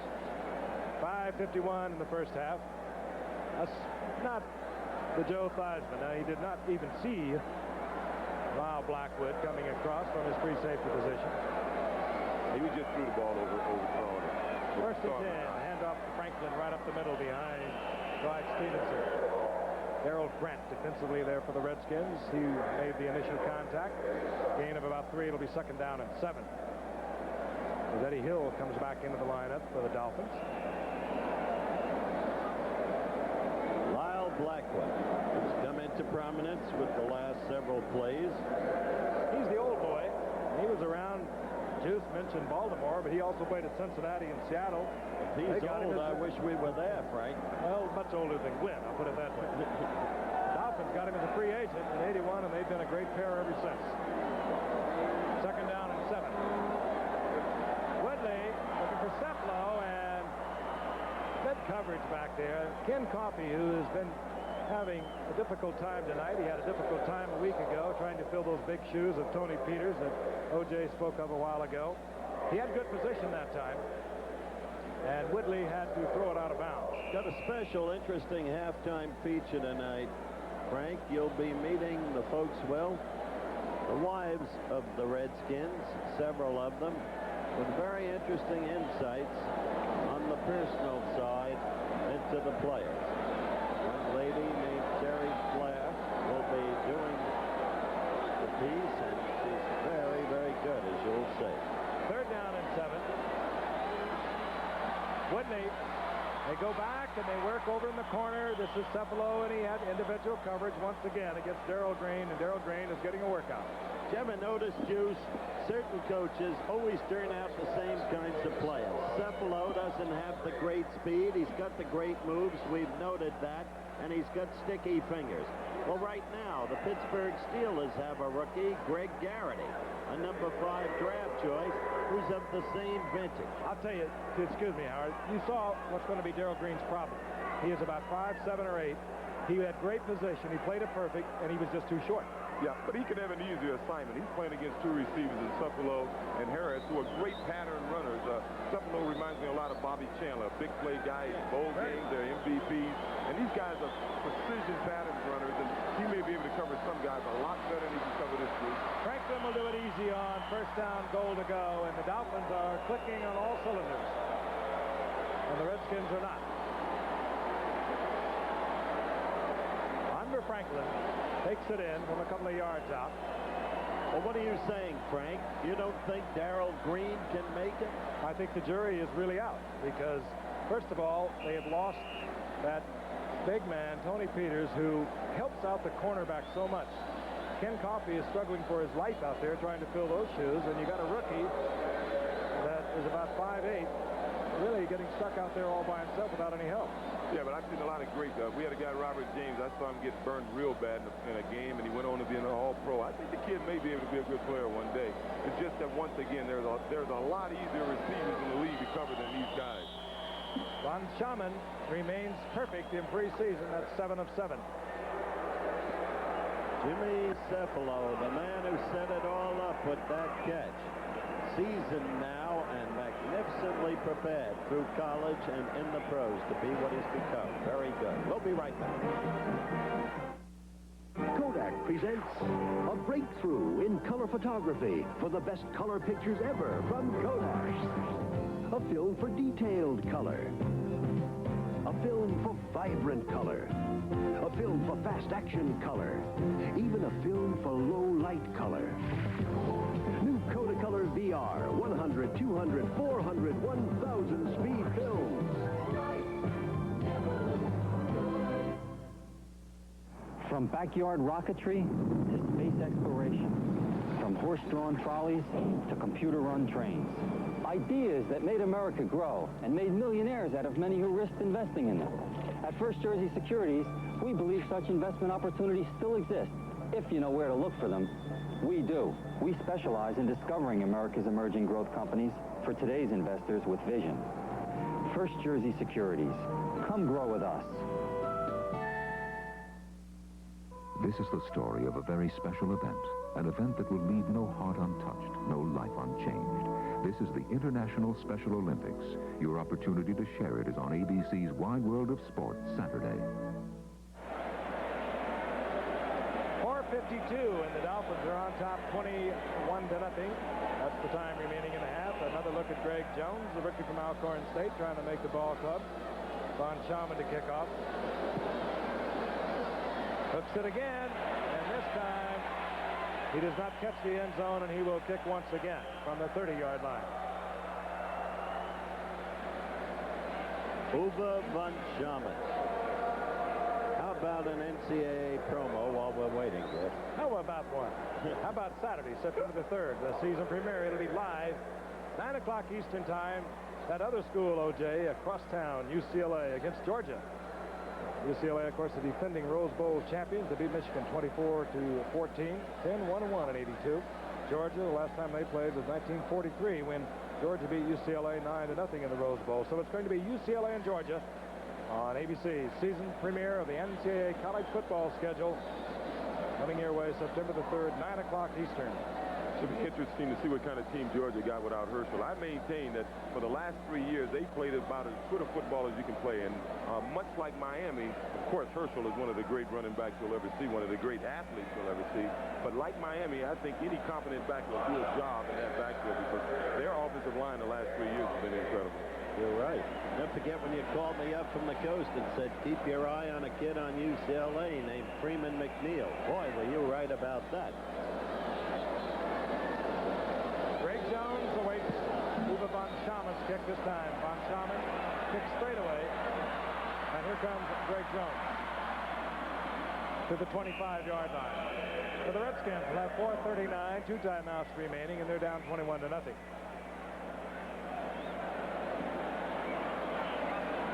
You mentioned a moment ago, Frank, the problem created by the loss of Tony Peters.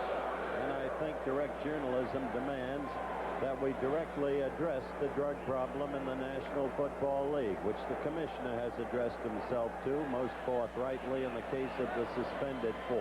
Tony Peters, of course, currently under indictment for allegations involving cocaine. On first down and 10, Theismann looking for Harmon in a delay out of the backfield. Clarence Harmon gets the first down out of the 40-yard line, pushed to the 43. Larry Evans is back into the ball game at linebacker, and he makes the stop there, and the Redskins pick up 16 yards.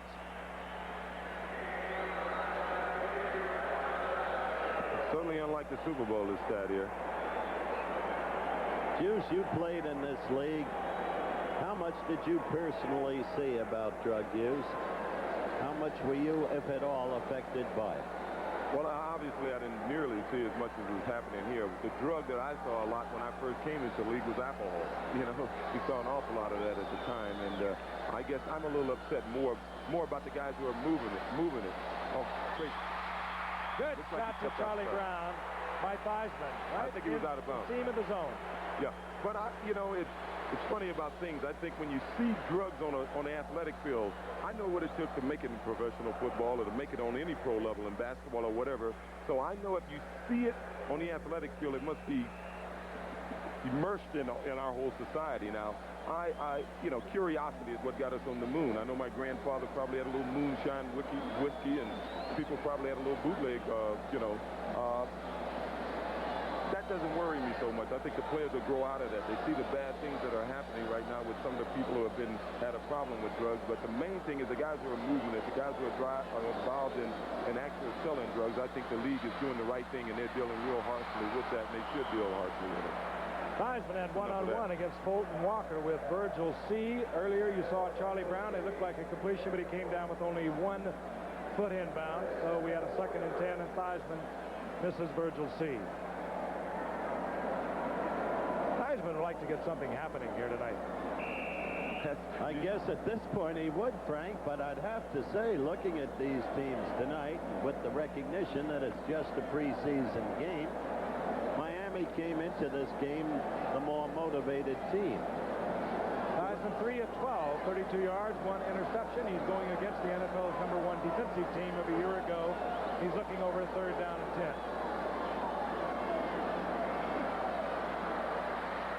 Theismann will go down. Doug Fetters from the left side captures Theismann. He had a receiver that was trying to get deep, and Fetters was there. Jeff Hayes comes on with 3:32 remaining in the first half, and Tommy Vigorito will drop on the 4th down. And Vigorito doesn't have all that blinding speed, but he has a great sense about where he is on the return unit. Had a 59-yard return against the Jets in the season opener a year ago. Howard, you and I watched him down in Miami. Returned one as a rookie for a touchdown. Doesn't turn over for Hayes, and Vigorito will take it at the 41 on the run. Flag is down. Vigorito with a good, dangerous move gets the ball back to midfield. But again, a flag is down.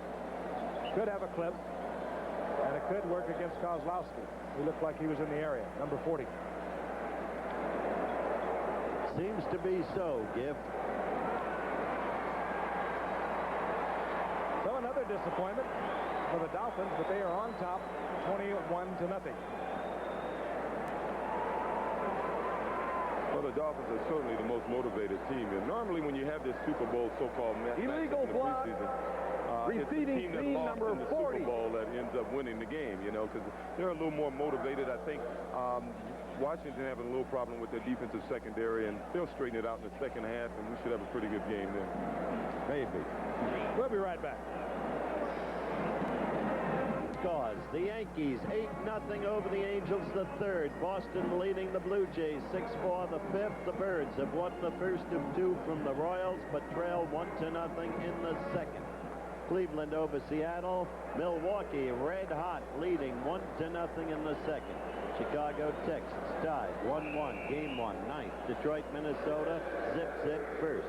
National League, Atlanta breaking its slump, wins. Cincinnati leading the Bucks 2-1. Houston, St. Louis, not it, zip 3rd. 2:59 remains in the half. Miami has scored each of their last 3 possessions. They have the football, 1st down and 10, following the clip assessment at their own 33-yard line. Andre Franklin cuts it back against the grain, gets up to the 39-yard line, gain of about 5 yards. Good heady running there. Yanks appear angry, Giff, by Pine Tar. That was a carnival last night, wasn't it? Ridiculous. Give Franklin 6, and we'll call it 2nd down and 4 as they have marked it just over the 39-yard line. Seconds ticking away. The Dolphins thus far in full control of the game. Franklin again, this time tripped up short of the 1st down at the 42-yard line. He'll be short of a 1st down by about a yard, and the offensive line, which is getting a lot of changes out there, although it remains pretty much intact, Yeah, well, what they're doing is they're controlling the interior line. That's one thing about Miami. They've always been so good in the interior line. And once again, this kid, if you watch number 57, that's the key. You're right. Stevenson, he is too tough in the middle. There is the 2-minute warning. Miami on top 21-0. We'll be back with more action after this message and then a word from the National Football League. They're down and 1 for the Miami Dolphins with 2 minutes remaining in the first half. Again, sold out here at RFK Stadium.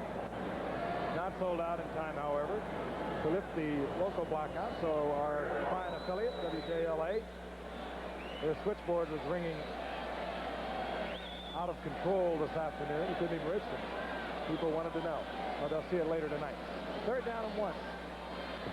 Franklin, big hole, gets the first down to midfield, and Newman, Stevenson, Kuchenberg, Giesler, and Roy Foster doing a great job. Right behind Stevenson. Right up the I middle. remember last year, Merlin Olsen of NBC called attention to the growing greatness of Mr. Stevenson, and he was absolutely right. Funny thing, a guy can develop like Stevenson, but in this league, Giff, as you know, let's watch. First and 10, and Woodley has to put it out of bounds. In this league, Giff, a guy makes all-pro at center, as in the case of Mike Webster and Joe Field. Mike Webster, the Steelers, Joe Fields of the Jets, and they go on forever. And the new guy never gets a chance to break in as all-pro. I would say it's the hardest position on the football field to break in as a all-pro, to get the incumbent out of there. But, you know, he's got a benefit of having two virtual all-pros on both sides of him, and Ed Newman and Bob Kuchenberg, and that's made his transition a lot easier. We've been talking about Darrell Green in the Washington secondary. Obviously, he'd be a little better off if Peters was back there to help him out a little bit. One more night, and we'll break him out. Midfield, second down and 10. Shotgun for Woodley. It's the completion, and it is Vigorito, who, as I mentioned earlier, has been moved to a wide receiver this year, and he was up over the 40-yard line when they drilled him back. He's close to a first down. Clock still running. And now they have stopped it. And it is a first down. With 1:06 and hurry-up offense by the Dolphins. They called their play while the officials were figuring it out. No huddle. Woodley from the shotgun on first down. Very fine effort. And they continue to work on Darrell Green as Jimmy Cephalo, just a drive, took Green, caught him on his step to the inside, broke it to the outside, and Woodley timed it out beautifully. That's a discouraged young man. Watch Cephalo again. Cephalo had him beat almost immediately. The kid is falling for every first fake. You know, Frank, you said something earlier, and you may have been right. A guy getting beat is one thing, but he's having trouble making the tackle after he's been beat. He made the tackle there, but Cephalo came very close to breaking it. He's just having a tough night. He'll get better, but his size may hurt him in the long run as far as the physical side of the game. He's getting a year's work tonight. First down again. And once again, Woodley gets Nathan out of the backfield. Nathan kills the clock with 49 seconds, stepping out of bounds, short of the first down. We talk about Stevenson, but I think, well, we are aware that when they go to the shotgun, the Dolphins go to the shotgun, Stevenson comes out, and Mark Dennard comes in for the snap. Nothing wrong with Mark Dennard. He can play for most teams. The only reason Stevenson is in there, perhaps, is that Dennard got hurt a couple of years ago. Nathan took the calculated risk, killed the clock, short of the first down at the 19-yard line. It's second down and 2.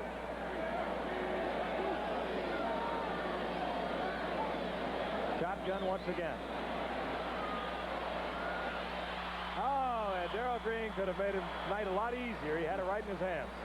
He knows it, too. Tell you what they did, though. They moved a little help over there with him. They brought over Ken Coffey on a double coverage to help out Darrell Green. The problem with a night like this for that youngster, Darrell Green, number 28, is the self-doubt that it has to create in the man. It has to be. It's human. Well, it would hurt him a little bit, but I think that's up to the coaching staff. If they say, hey, we're behind you, you're going to have a tough night, and you need this to happen to you, and they approach it the right way, it'll be all right for them. I don't know how much good a night like this does the Miami Dolphins. They're a good team. We know that. But picking on this kid all night, I don't know if they're learning that much about their personnel. Good point. 3rd and 2, inside handoff, Figueredo. The Dolphins trying to get the first down.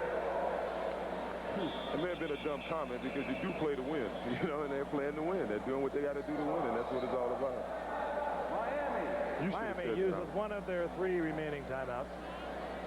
I get a kick out of Shula, don't you, Frank? When we show him in a sideline shot, as Chet Forte is doing right now and just did previously, he's still pushing. Well, he should be pushing. You know, he's got a big second half coming up. They've been leading in both preseason games thus far, and they've lost in the second half, and that means you don't have much depth. You know, that's the first thing that shows that he may have a depth problem on his team. So he wants to get those guys as much as he can give them in the second half. He probably feels he's going to have some problem in the second half. So let's get 28 points up on the board. And even if we do have problems in the second half, maybe we'll win a game.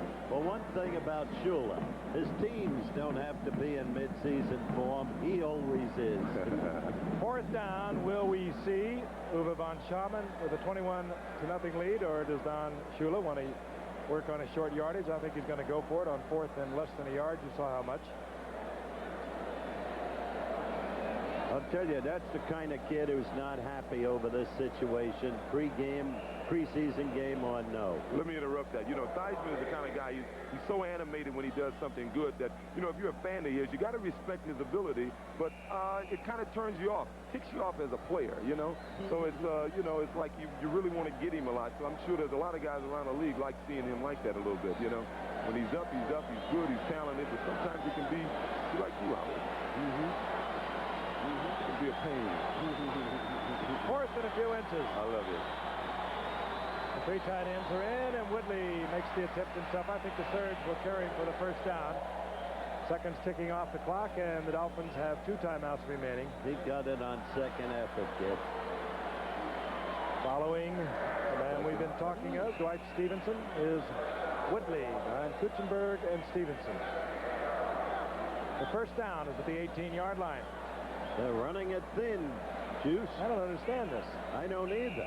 And now they finally took a long tick time. Off about 10 seconds, and then Woodley is aware of where his situation is, and boy, Shula doesn't like that. You look at the disgust written into his face. I'll tell you, they lost the 10 full seconds. That's right. They still have 1 timeout. That's what preseason is all about. That's you know? not typical of a Shula team, I'll tell you that. I bet but this young man's been there 4 years. So what happened?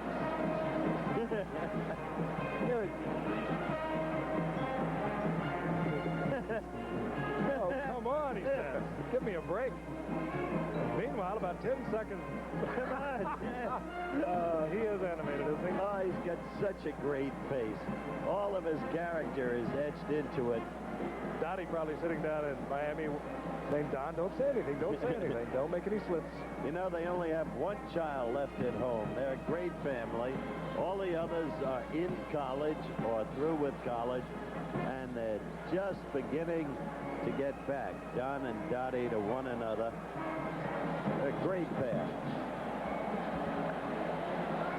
Joe Gibbs looks impassive. He doesn't seem to be troubled by the 21-0 score. Well, as you stated earlier, he lost all his preseason games last year. I'm sure he doesn't want to lose the preseason games, but he knows there'll be a next week, and the season doesn't start for 2 weeks, and he knows he has a problem. Miami will run off a play and then probably bring in von Schamann. I would suspect they'll try and pick up a few yards, maybe even an end zone shot. Kills the clock. 5 seconds, and we should see von Schamann. Yes, we will. Out comes von Schamann with a field goal attempt with 5 seconds remaining here in the first half. And the Dolphins on top 21-0. As Howard mentioned, good year for von Schamann after a shaky start, 15-20.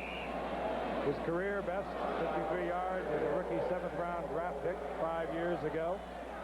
A 47-yard effort was his longest from last year. Jim Jensen, the reserve quarterback, will place it down. 35-yard attempt.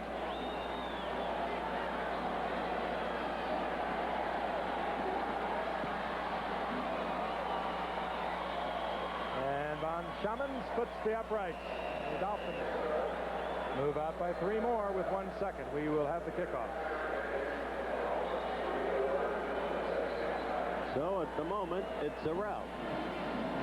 And not a happy augury for the second half when, as you, Juice, and Frank have noted, we will see all those new faces struggling to beat the next touchdown.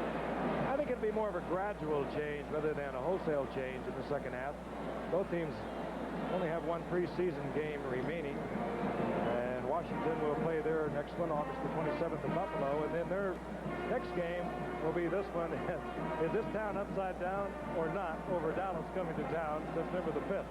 I think they may be looking at a different Dallas team than we saw last year. At times, Dallas seemed almost passive last year, which is uncharacteristic for them. But with the, I guess, negative PR they've been getting on this offseason, I think you're going to see a new dedication out of that bunch down there, and they could be pretty tough. They manhandled the Rams the other night. They have the personnel, and they didn't treat that Rams game lightly, I'll tell you. Well, that's a nice plug. ABC World News Tonight with Peter Jennings as our new anchor man. Peter, who's worked through a number of Olympiads with us, Skip. Munich, Montreal. And that was Darrell Green, who was up close, killing the clock, killing the first half. Dolphins on top, 24-0. And we'll be ready with our halftime features after this message. And then a word from our local station. Stay with us.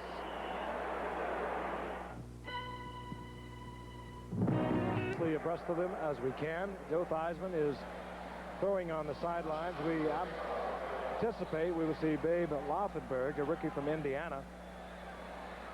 That was the message we got earlier, that Theismann would go a half, and then we'd watch Laufenberg, a 6th-round draft pick. Had a big year at Indiana. But right now, Von Schaman has it on the tee, and Greg Jones is deep, the rookie from Alcorn State. Good kick by Von Schaman. Hangs up there a long time, drops on the goal line. Here comes Greg Jones. Down goes Greg Jones at the 18-yard line, and Robert Sewell was down there. That's twice now he's made tackles from the special unit. All right, let's check him out. Babe Laufenberg is the quarterback.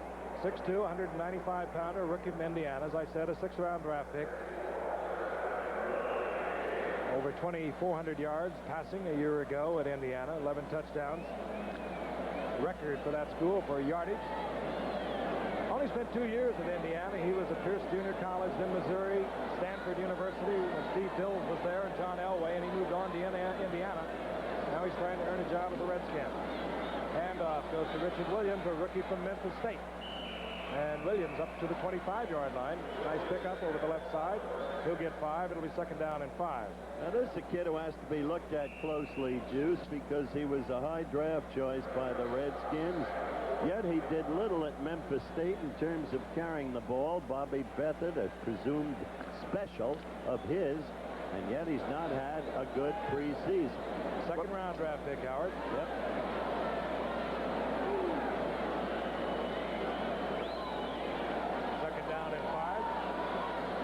In motion. Laufenberg will put it up. Fires to Rich Walker. And Walker just carries Kozlowski for the first down, or very close to it. Yes, he has it. Rich Walker, he generally is the motion tight end of the dual tight end offense the Redskins employ. Laufenberg getting plenty of good time. That's kind of nice when you throw your first for the Redskins to have an opportunity to drop back and be comfortable. He did have a little sidearm delivery to him. Yeah, generally when a guy's throwing his first pass, he likes something nice and safe. And I don't think you can throw a pass much safer than that one. 1st down and 10.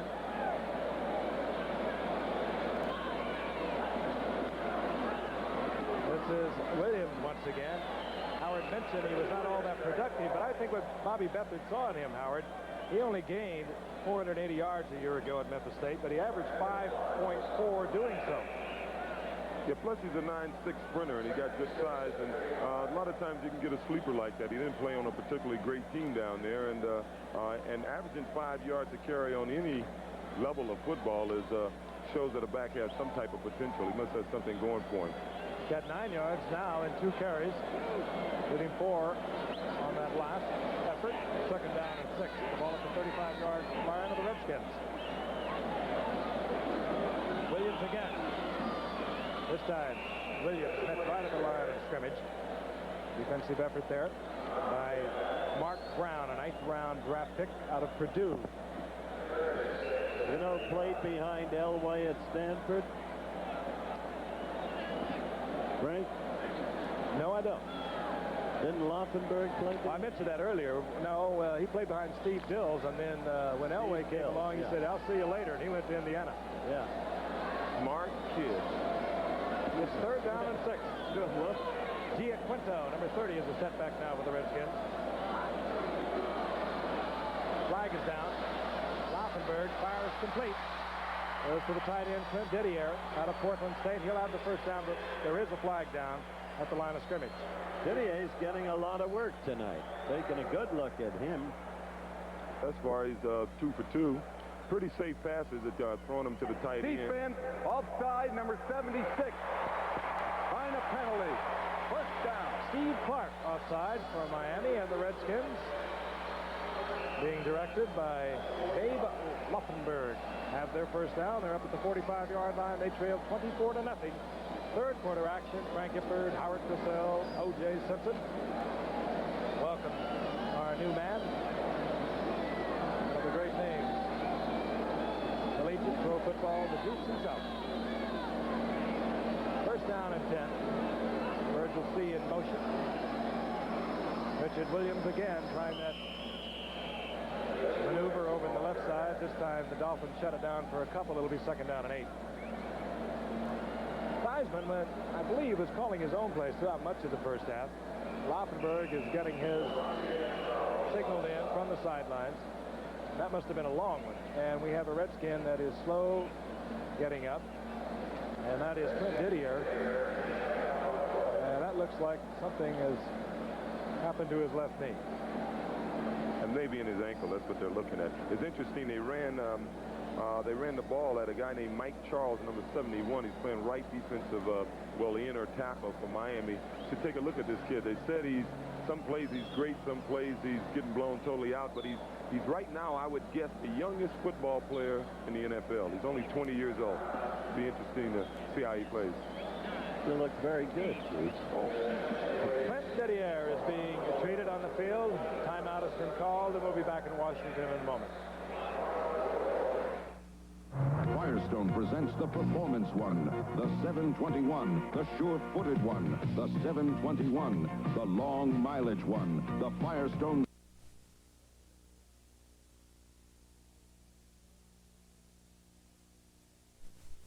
But he looked to be all right. Van Heflin has come in at tight end for the Washington Redskins, number 95, first-year man out of Vanderbilt and a free agent. Lots of new folks out there. Inside the 47-yard line is 2nd down and 8 for the Redskins, being directed now by Babe Laufenberg, the rookie from Indiana. C in motion. Here comes Williams, the rookie from Memphis State, and he's piled up. Kozlowski was there first. He'll get about a yard. It'll be 3rd down and long, putting Babe Laufenberg in the passing situation. And another change. Nick Giaquinto, I think, will bring the play in, other than having signaled it in. No, we're getting the signals for Laufenberg. He checks out the sidelines. He's ready to go. 3rd down and 7. Miami staying pretty much intact with the regulars. Baumauer still on the nose. Got some new people in there. We'll get to them in a moment.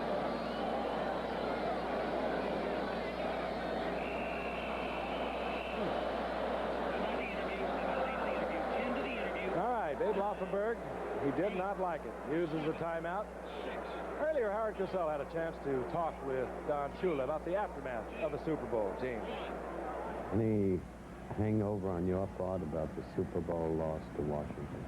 Just the upsetting thing is that we were leading after 3 quarters, and we got totally dominated in the 4th quarter. And anytime that happens, a domination like that, we used to do it to other teams. but it was done to us, and that was a pretty tough thing to live with over the off season.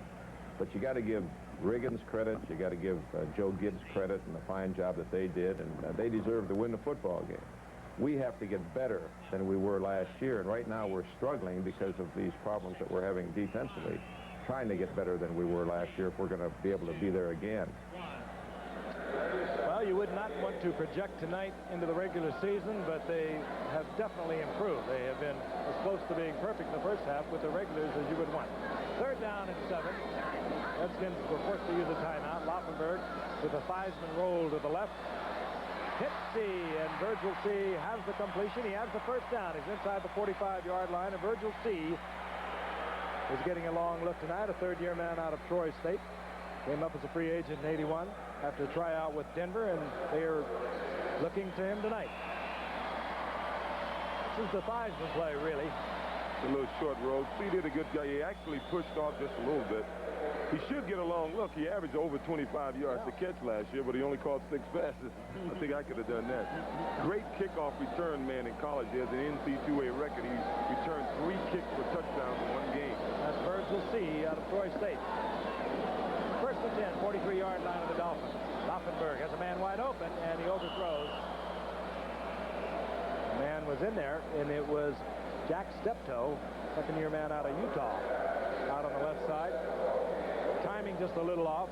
Laufenberg a little slow setting up, and by the time he had set up to deliver the ball, Steptoe was covered, and he had to throw it away. Second down and 10, third quarter action. 10-22 remaining in the third quarter, and the Dolphins on top, 24-0. Now Steptoe moves out to the right. That's C, O.J. was talking about a moment ago. Laufenberg takes off one defensive Miami Dolphin, Mark Brown, and spins into 2 or 3 others, and he'll lose about 4 yards. It'll be third down. Some big yardage for Laufenberg, and he'll feel the pressure on this one. Adjustments made defensively now for Miami as Laufenberg gets the wig-wag and steps into the huddle to deliver the call. Ross is back to the 46-yard line, third down, 13. Washington, as you saw, not being too successful on third down conversions. Laufenberg has a man wide open, and he puts it right on his hand, and Jack Steptoe had 6 and dropped it. He hit him absolutely in stride. And Jack Steptoe has a new worry now about sticking with this team. Look at this ice zone. You know, the funny thing here is whenever they go to a nickel defense, a team gets beat. Miami just went to 6 defensive backs. They had 6 defensive backs, and they had 1 guy playing in the middle linebacker. I think it was Mark Brown, believe it or not, playing over the middle, and they still got beat. Fortunately, the pass wasn't completed. Vigorito is at the 10-yard line. This is Jeff Hayes for the punt. Hangs it high, trying to get the defenders under it, forcing a fair catch, and he does. Vigorito at the 16-yard line, where Miami will have their possession. So Washington remains with a goose egg on the scoreboard. They trail 24-0. Miami has scored on their last 4 possessions. We'll be back for the 5th.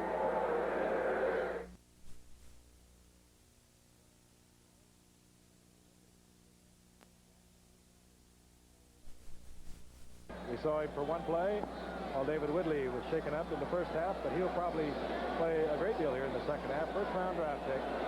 Great career at the University of Pittsburgh. 4-year starter.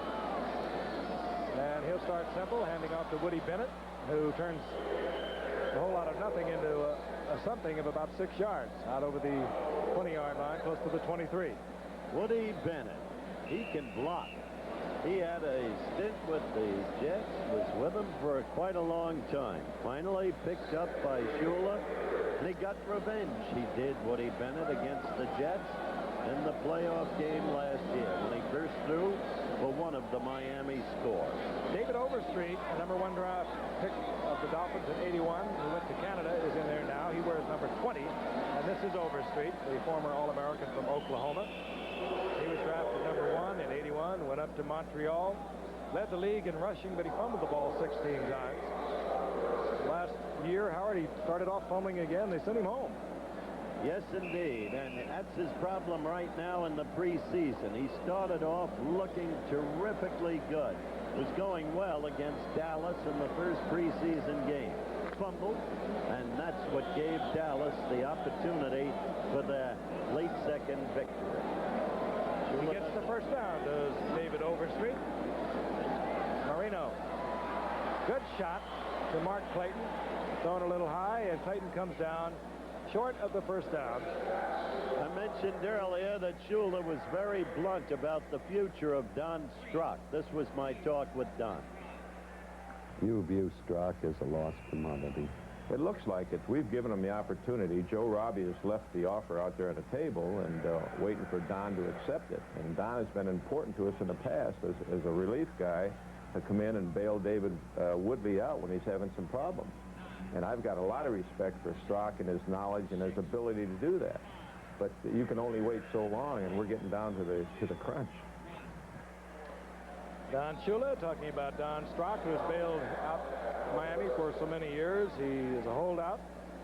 You saw Woody Bennett pick up the first down for the Dolphins at the 41-yard line, and our message is that Strock would like to play this year and then move on to, what is it, the Memphis Showboats? The Memphis Showboats in the USFL. He wants it both ways. I doubt that he'll get it from Joe Robbie or Don Shula. Certainly can go for it, though. Yes, Reese decided. First down and 10, 41-yard line.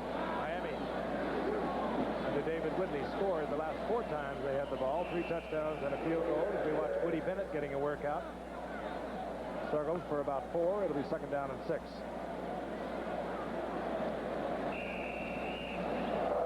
Woody Bennett had 88 yards in preseason coming into the night. He's been worked fairly hard. You mentioned earlier, Juice, that there's no coach you admire more than Shula. You never played for him. Why the admiration? I just like the way he treats his players. He lets his players, they're organized on the football field, and he lets them be individuals off the football field.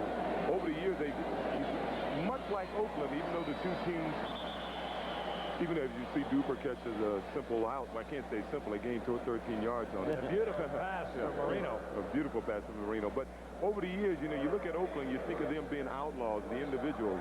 Well, if you look at Miami, they've had some lightweight outlaws play for that team. They had some pretty far-out personalities on that football team, but on the football field, they play good, disciplined football, and you kind of admire it, He gets the most out of what he has, and he gets the most out of all his players, and he helps them be better football players. Bronkin kick, always on the run. Inside the 45-yard line, first down, good pass. Mark Marino finding Mark Clayton. David Overstreet skips outside and gets good yardage before taken there by Curtis Jordan. Overstreet a gain of about 9 as he gets to the 35-yard line. Guy could be a game breaker, and hopefully he's not going to be psyched out. I mean, when you're going to run with the football, O.J., you're going to fumble it once in a while, right? Yeah, everybody's going to fumble. They say he's been a little tentative, and a lot of guys don't like to run inside. When I first came to the league, they said I stutter-stepped a little too much, but it's funny when you look at their backs. He gets backed in molds. All their halfbacks look like Mercury Morris, Their line, their interior line, the center, is on the same side Stevenson as Langer was. This is Woody Bennett. Big opening. He slipped before he could get to it, but nevertheless, he'll pick up the first down close to the 32-yard line. I was impressed with what he did there, despite the short yardage gain, because it looked like he was gone with the slip. Yet he maintained enough balance to pick up the needed yardage. They're playing on natural turf, and I'm sure they practiced on it before they came up here, but I think they probably are much more used to playing on the artificial, even though, Miami is back to the natural turf now, aren't they? Yes, I would much rather play on it, even though in bad weather late in the season, the natural turf is a blessing. First and 10 Miami. They're on another drive with 5:29 remaining in the third quarter. Marino, good shot once again by Marino to Mark Clayton. He drilled it right in between the zone. He waited until Clayton uncovered the up man and drilled him right between the 2 men that were covering him. Now Dean and Ken Coffey. Excuse me, Giff. Now he looks like the Marino of his junior year when his passing was pinpoint. Look at that. Beautiful pass. But, you know, the two passes he's completed, beautiful pattern by Clayton. He just went in motion and just turned up the field. I don't think there's ever been any doubt about Marino's arm. He can throw the ball. He can hit an open man. I think the book is on his ability to ad-lib, to find a secondary receiver, to, you know, work himself out of problem, which is all the great quarterbacks today are able to do that. First down, goal to go. And this one he drills in and out of the hands of Mark Duper. Little play action to Woody Bennett, freezing the linebacker. That time he had too much smoke on it, and Duper could not hold on. Second down, goal to go. Marvelously built for the quarterback position. He's perfect. Yeah, that position has changed so much. When I came in the league, they wanted you to sit in the pocket. And when you look at Joe Montana and Theismann-type quarterbacks now, they want a quarterback to be able to move around and, you know. Running quarterback like Dan Fouts. Wise guy. Oh, no, I agree totally. You need a very strong. Dan Fouts is unique. He's one of a kind. The rest of them better be able to move around a little bit as we watch Woody Bennett bowling ahead. Well, the last two we mentioned both have won Super Bowls. That's a big difference. I think that's probably more to do with the defense that plays for them than their ability to move around. Third down, goal to go. The ball inside the 4-yard line, resting close to the 3-yard line. Would have to suspect that Marino will put it up on top. He puts Duper out to the left, and Mark Clayton, the rookie from Louisville, out to the right. Trying to get out there to Clayton, and he does, and that was a well-thrown ball again. Timed out, right over the head of the defender, and the defender, I believe, once again, Darrell Green. Stole a lead from Theismann and Garrett. It's just a timing pass. There's Green looking in, and he looks back a little late. Marino has it high enough, and Green is short enough. Touchdown, Miami. Yeah, that's a pass pattern that every team has in their books. It's to take advantage of that one-on-one down to the goal line. Von Schaman once again, letter perfect thus far in 3 preseason games, including tonight.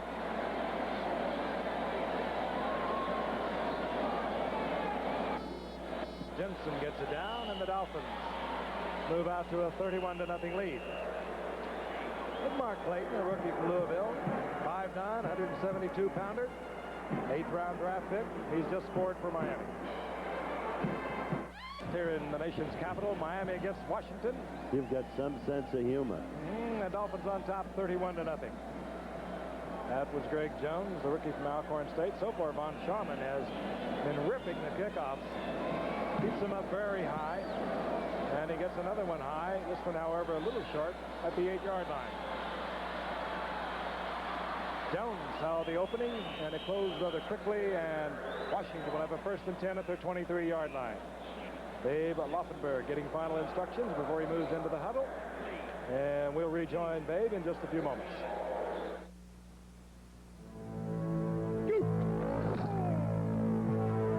I wasn't drafted till the 7th round.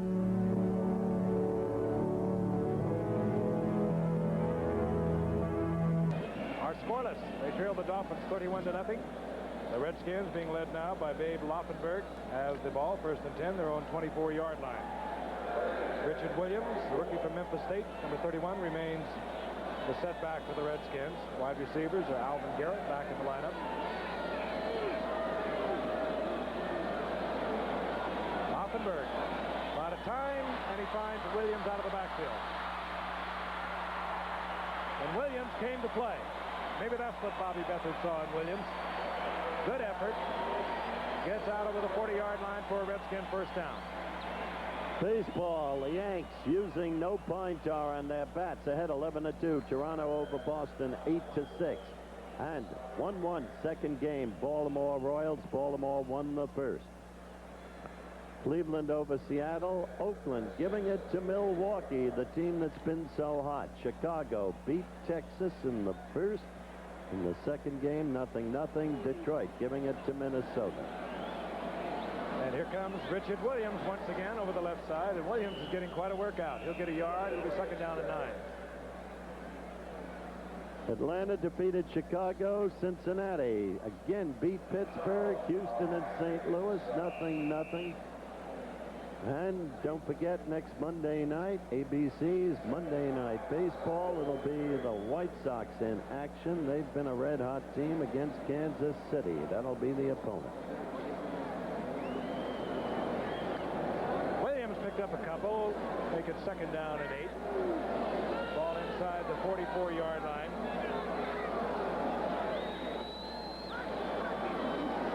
Mark McGrath in motion. Uh-oh. Was the arm in motion? Yes, it was. Yes, incomplete, indeed it was. but he took quite a shot. And Laufenberg was hit totally unaware by Charles Bowser, who is battling to become a starting right outside linebacker. Tell you, when you don't see it coming from the blind side, maybe it's better you don't see it, huh, Juice? No, it is better that you know. It's like a fighter, you know. The ones that you don't see is the ones that hurt the most, you know.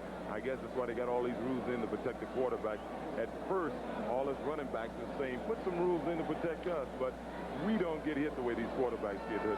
The good ones don't anyway, not flying like that. That graphic shows the discrepancy in this game, 335 yards to 86. Miami totally in command. Third down and 8. Laufenberg is back, pushes on, gets the screen. DeForest Harmon, a flag is down, and we think you're going to see a holding call. Harmon loses yardage to the 41-yard line, a loss of about 3, but again, a flag is down. Relatively penalty-free tonight. Usually see so many of them because players working in different units. Holding offense, number 66. Decline a penalty. It's fourth down. Joe Jacoby holding over the left side and declined by Miami because they'll get the football on the punt. Earl Campbell holds Monday Night Football's one-game rushing record with 199 yards. Whose record did he break, O.J.? Was it yours, O.J.? You want to bet? It was the Juice in a game against Cincinnati at Riverfront Stadium. Jeff Hayes to punt. Tommy Vigorito is back. Beautiful punt by Hayes. Vigorito, this time, eschews the fair catch and goes down at the 20-yard line. Hustling down there was Oklowitz, the middle linebacker. Yeah, this is, we kept getting behind, you know, and sort of hard to keep it up when you're down like that. Fortunately, Reggie McKenzie threatening to kill anybody who didn't keep hustling.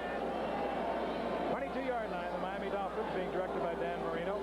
Have the football back. 2:38 remaining in the third quarter. This is Woody Bennett.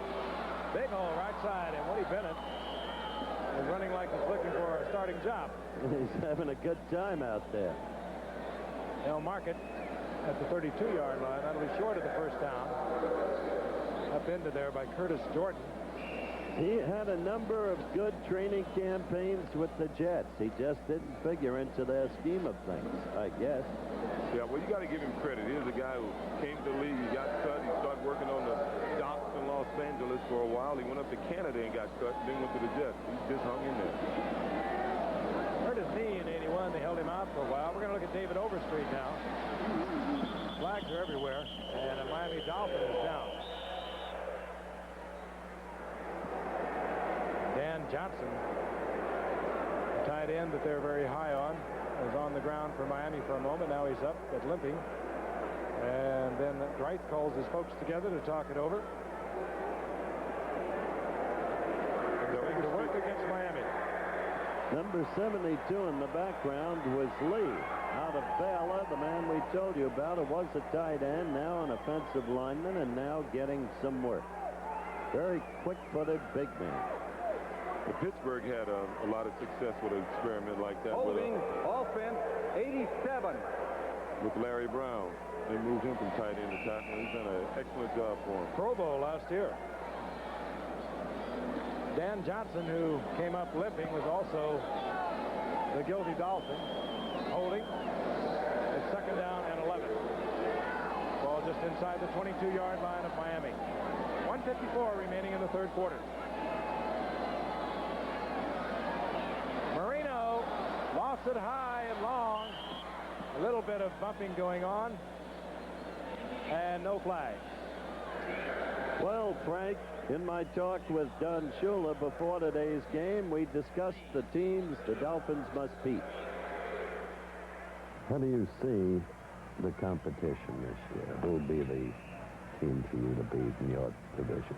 Well, there's no question about the AFC East. The Jets are a team that I've got a lot of respect for. We fortunately beat them 3 times last year, and they have outstanding personnel. I think that they're going along with their same philosophy although Walt Michaels is gone, Joe Walton, who ran the offense, is still there doing a good job, and then they have the defensive coordinator from last year, who is now the assistant head coach. So I don't see a lot of change in the Jet organization, although Michaels is gone. And you got to also believe that Buffalo has got great personnel, and they too have moved up an assistant coach there. So I don't think a lot of things will change in Buffalo. Cush at Baltimore in his second year, Meyer in New England in his second year, I think are both going to show improved teams from last year. But I think the Jets have the outstanding talent, and they're definitely the team for us to beat to get to the top again in the AFC East.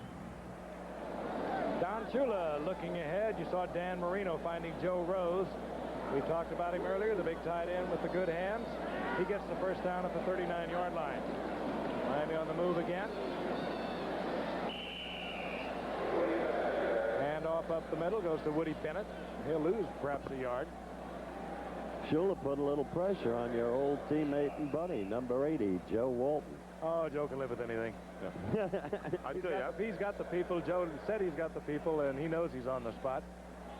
And well, we'll just have to wait and see. I was interested that he's talking about Buffalo. They open the season up in Buffalo on September the 4th. Miami does. It should be interesting. They got a lot of players up there who seem to be unhappy, and who knows what Cribbs leaving in a year, what effect that's going to have on the team. I found it interesting what he said about the Jets not changing their philosophy after he's beaten them 3 times. On 2nd and 10, and it's Marino firing to Vince Heflin. You know, the Jets, I think everybody in the league will agree, have as much talent as anybody. And when you beat a team 3 times, a team with that much talent, you would think something would have to change. You would. It did, the coach. But Shula felt that Walton would do pretty much the same thing. I doubt it. Yeah, every coach comes in, they save a few tricks for themselves. Vince Heflin was out of bounds, so the down remains the same, as does the distance. 3rd down and 10, 56 seconds now remaining in the 3rd quarter, and Marino will take it from the shotgun. Snap by Dennard, Mark Dennard. Marino, strong arms at deep, and Mark Duper has great speed, but he could not run under that. And it'll bring up 4th down on the punting unit. Furthering what you said, I'll tell you one change in the Jets. They've always had great offensive linemen, the likes of Powell, Alexander, Joe Fields at center, all-pro, and Ward. But now they've got Jim Ringo, the man you so much admire as an offensive line coach. Yeah, what Jim will do for them, they pass block well, but Jim will make them for Freeman McNeil. It scares me what he may be able to do with Jim Ringo blocking. You got to look at Darrell Green. He averaged 20 yards a return a year ago at Texas A&I, and this is Reggie Roby. He led the nation in punting, and you can see why. Roby has just put it outside at the 8-yard line, kicking from about his 30-yard line. And Tom Orris, who punted last year. Last week, I think he averaged about 54 yards a punt with from 4 to 5 second hang time, which is incredible. Laufenberg from deep in his own territory. Hook slides at the sidelines at about the 12-yard line. Gain of perhaps 4. Babe Laufenberg. 11 touchdowns last year for Indiana. Once again, we said Joe Gibbs didn't win a game last year in the preseason. They don't seem to have such an imaginative offense right here. I think what he did, he's brought them in to run their basic plays to see what their guys can do. He knows once the season begins what they're capable of doing, and I don't think he has all his opening day plays in there tonight. But that's apparent. They're not working, but he's not really running that many imaginative plays. Richard Williams out of the backfield. The rookie from Memphis State will have the first down. Right on target is Laufenberg, and here is Reggie Roby. He's big. On the card at 6'4". I'm amazed at his size. 200. Most punters are a little, I guess with the exception of the the Raider punter, Ray Guy, they're generally a little thick around the middle, you know, but 242 pounds is unusual. He has one problem, though. They say he takes a little too long to get rid of the ball, and I'm sure when the season begins, somebody's going to take advantage of that. The end of the third quarter, Miami 31, Washington nothing. Will return for the fourth quarter after this word from our local station. Stay with us. We'll be right back in Washington. They are being shut out tonight by the Dolphins, 31-0. Theismann led the troops throughout the first half, and we are now watching Dave Laufenberg, the rookie from Indiana. First down and 10. Laufenberg and his receiver are crossed up, and Kozlowski comes down with it. And Miami will have the turnover. Good field position. They'll be at their own 46-yard line. Little happy birthday to our 50-yard line cameraman, Drew DeRosa. I'm not quite sure whether that falls in the Leo category or not. Looks like a Leo with that long mane and all. How old is he? Not 32. Going on 33. Mm-hmm.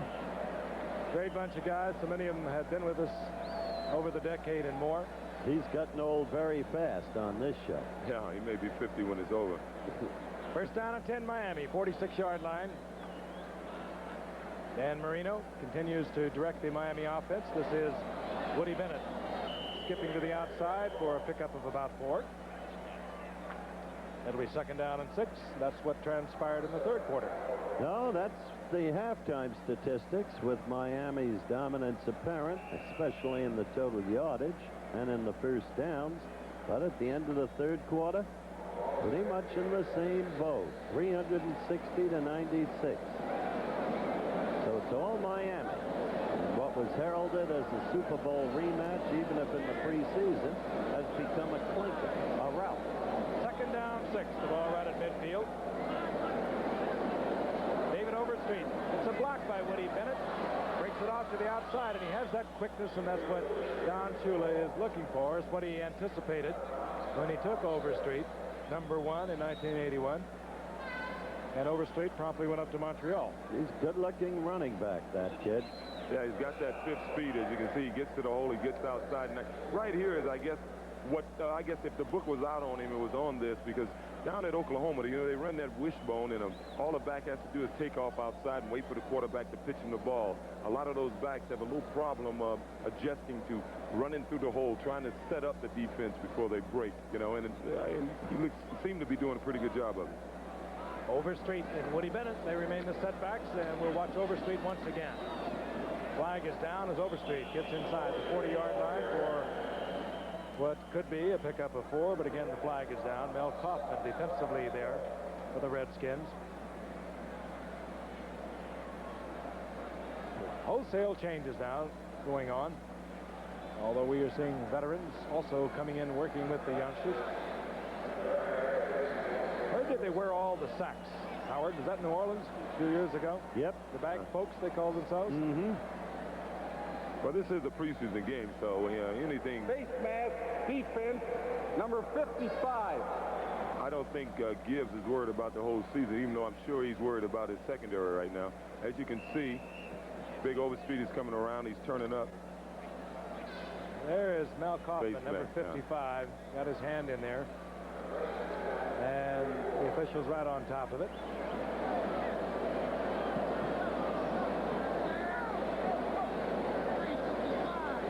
Ball at the 34-yard line.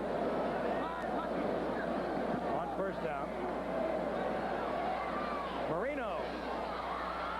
Almost a great effort by Marino. He held it just a little long, trying to get to Duper. And Vic Vines, a rookie from Baylor, a free agent, was there defensively. As I was saying earlier, I don't think Joe... Let me correct myself. That's Anthony Washington. Anthony Washington. Vines is gone. Washington just acquired from the Pittsburgh Steelers. They got 2 defensive back from the Steelers, the Redskins did. Tony Washington and the number 4 draft choice of the Steelers, a kid named Bo Scott Metcalf from Baylor. Metcalf was beaten out by a kid named Greg Best, a free agent who lives Beaver Falls way. Your old friend Joe Mully named it. Second down, a yard to go for the first down.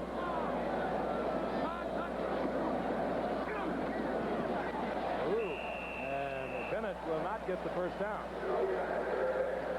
That'll set up a third down and about 3 for Marino, who had a waste down. He tried to go deep to Duper, came back to Bennett on the second down. And now he's looking at a possible passing situation. You know, when I came out of college, of course, Roger Staubach hadn't had a chance to make his mark in pro ball, and we had what they call a Heisman Trophy jinx at the time. Right now, we sort of have a Super Bowl champion jinx going because ever since we've reached the 80s, you know, Pittsburgh won it in 79, and they came back in 80. They finished third. In 80, Oakland won it. They came back in 81 and finished fourth, and of course, you know what happened to the 49ers. Out of the shotgun and a little switch up there. We got a little outside play with an inside handoff, and Tommy Vigorito picks up the first down for Miami. Had his eye on that first down marker, and he stepped inside of it, and Miami have a first down. 33-yard line of the Redskins. Hurt his left hand or wrist in hitting the dirt. Tough little see him holding that left arm. Excellent receiver out of the backfield, and so Don Shula this year has moved Vigorito to the outside, although he brought him back around as a running back from the shotgun to get the first down. Marino flips it over. 4-3 front, play action. Bennett is wide open, and slips, falls, tries to get up, and comes up short of the first down by about a yard.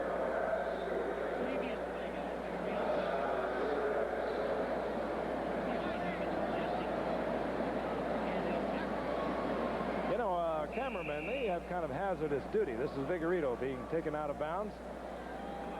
Yeah. There's Jesse.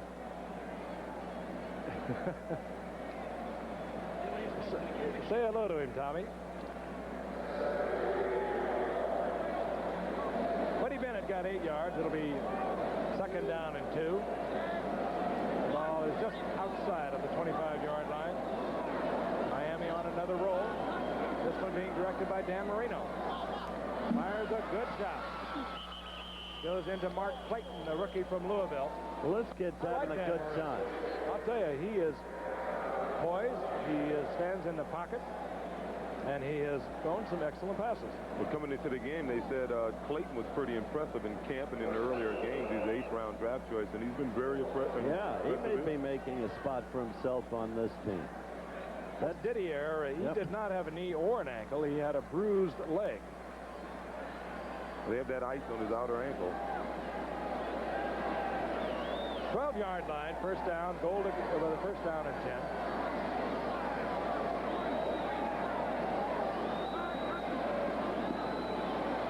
Marino. The man is wide open. It's Dan Johnson, who went out of the game, shaken up a little earlier, back in there now, takes it to the 5-yard line. Well, you don't like to see this happen. Pickup of 7. Now, Marino will learn he can look that off a little bit, and he would have given Dan Johnson a little more running room. Marino looking all the way to Dan Johnson.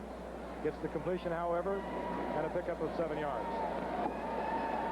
This game will give Gibbs pause for a lot of thought about his defensive secondary. Well, you knew going into the game he had problems. That's why he traded for the 2 guys he brought in. I don't know if they'll solve the problem, though. Woody Bennett. And Bennett very close to a first down. And they might have marked it back at the whistle, and he could be just a little short. It's amazing with all the new passing rules and everything. You would think that the defensive backs would be higher on the pay scale than they are. If I was coming out of college now and I was a top defensive back, they'd have to pay me the moon, Howard. I think it's the toughest position to play now with the new rules. They can't do anything, really. They have to come up and take on those pulling guards. 230-pound backs. Third down, less than a yard to go now for Miami. David Overstreet. Overstreet into the end zone. No flags. Miami touchdown, and Overstreet has shown some nifty running. Marino has looked well tonight. And Miami, well, quite frankly, they look very solid. Too much pride in the 2 men just shown, Theismann and Gibbs, for them not to register their dismay over what's happening here tonight before a capacity crowd. You don't want this kind of thing to happen under any circumstance. Miami has one more preseason game. I mentioned that there'll be a Buffalo on the 27th of August, and Washington will be against the Giants on August the 26th. Ron Schaman, Jensen holding.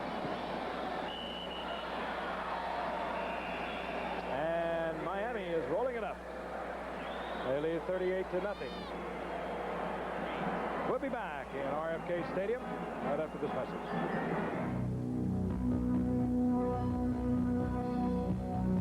Greg Jones.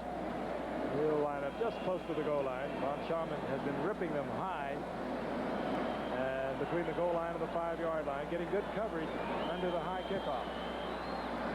Gets into it again at the goal line. Here comes Greg Jones.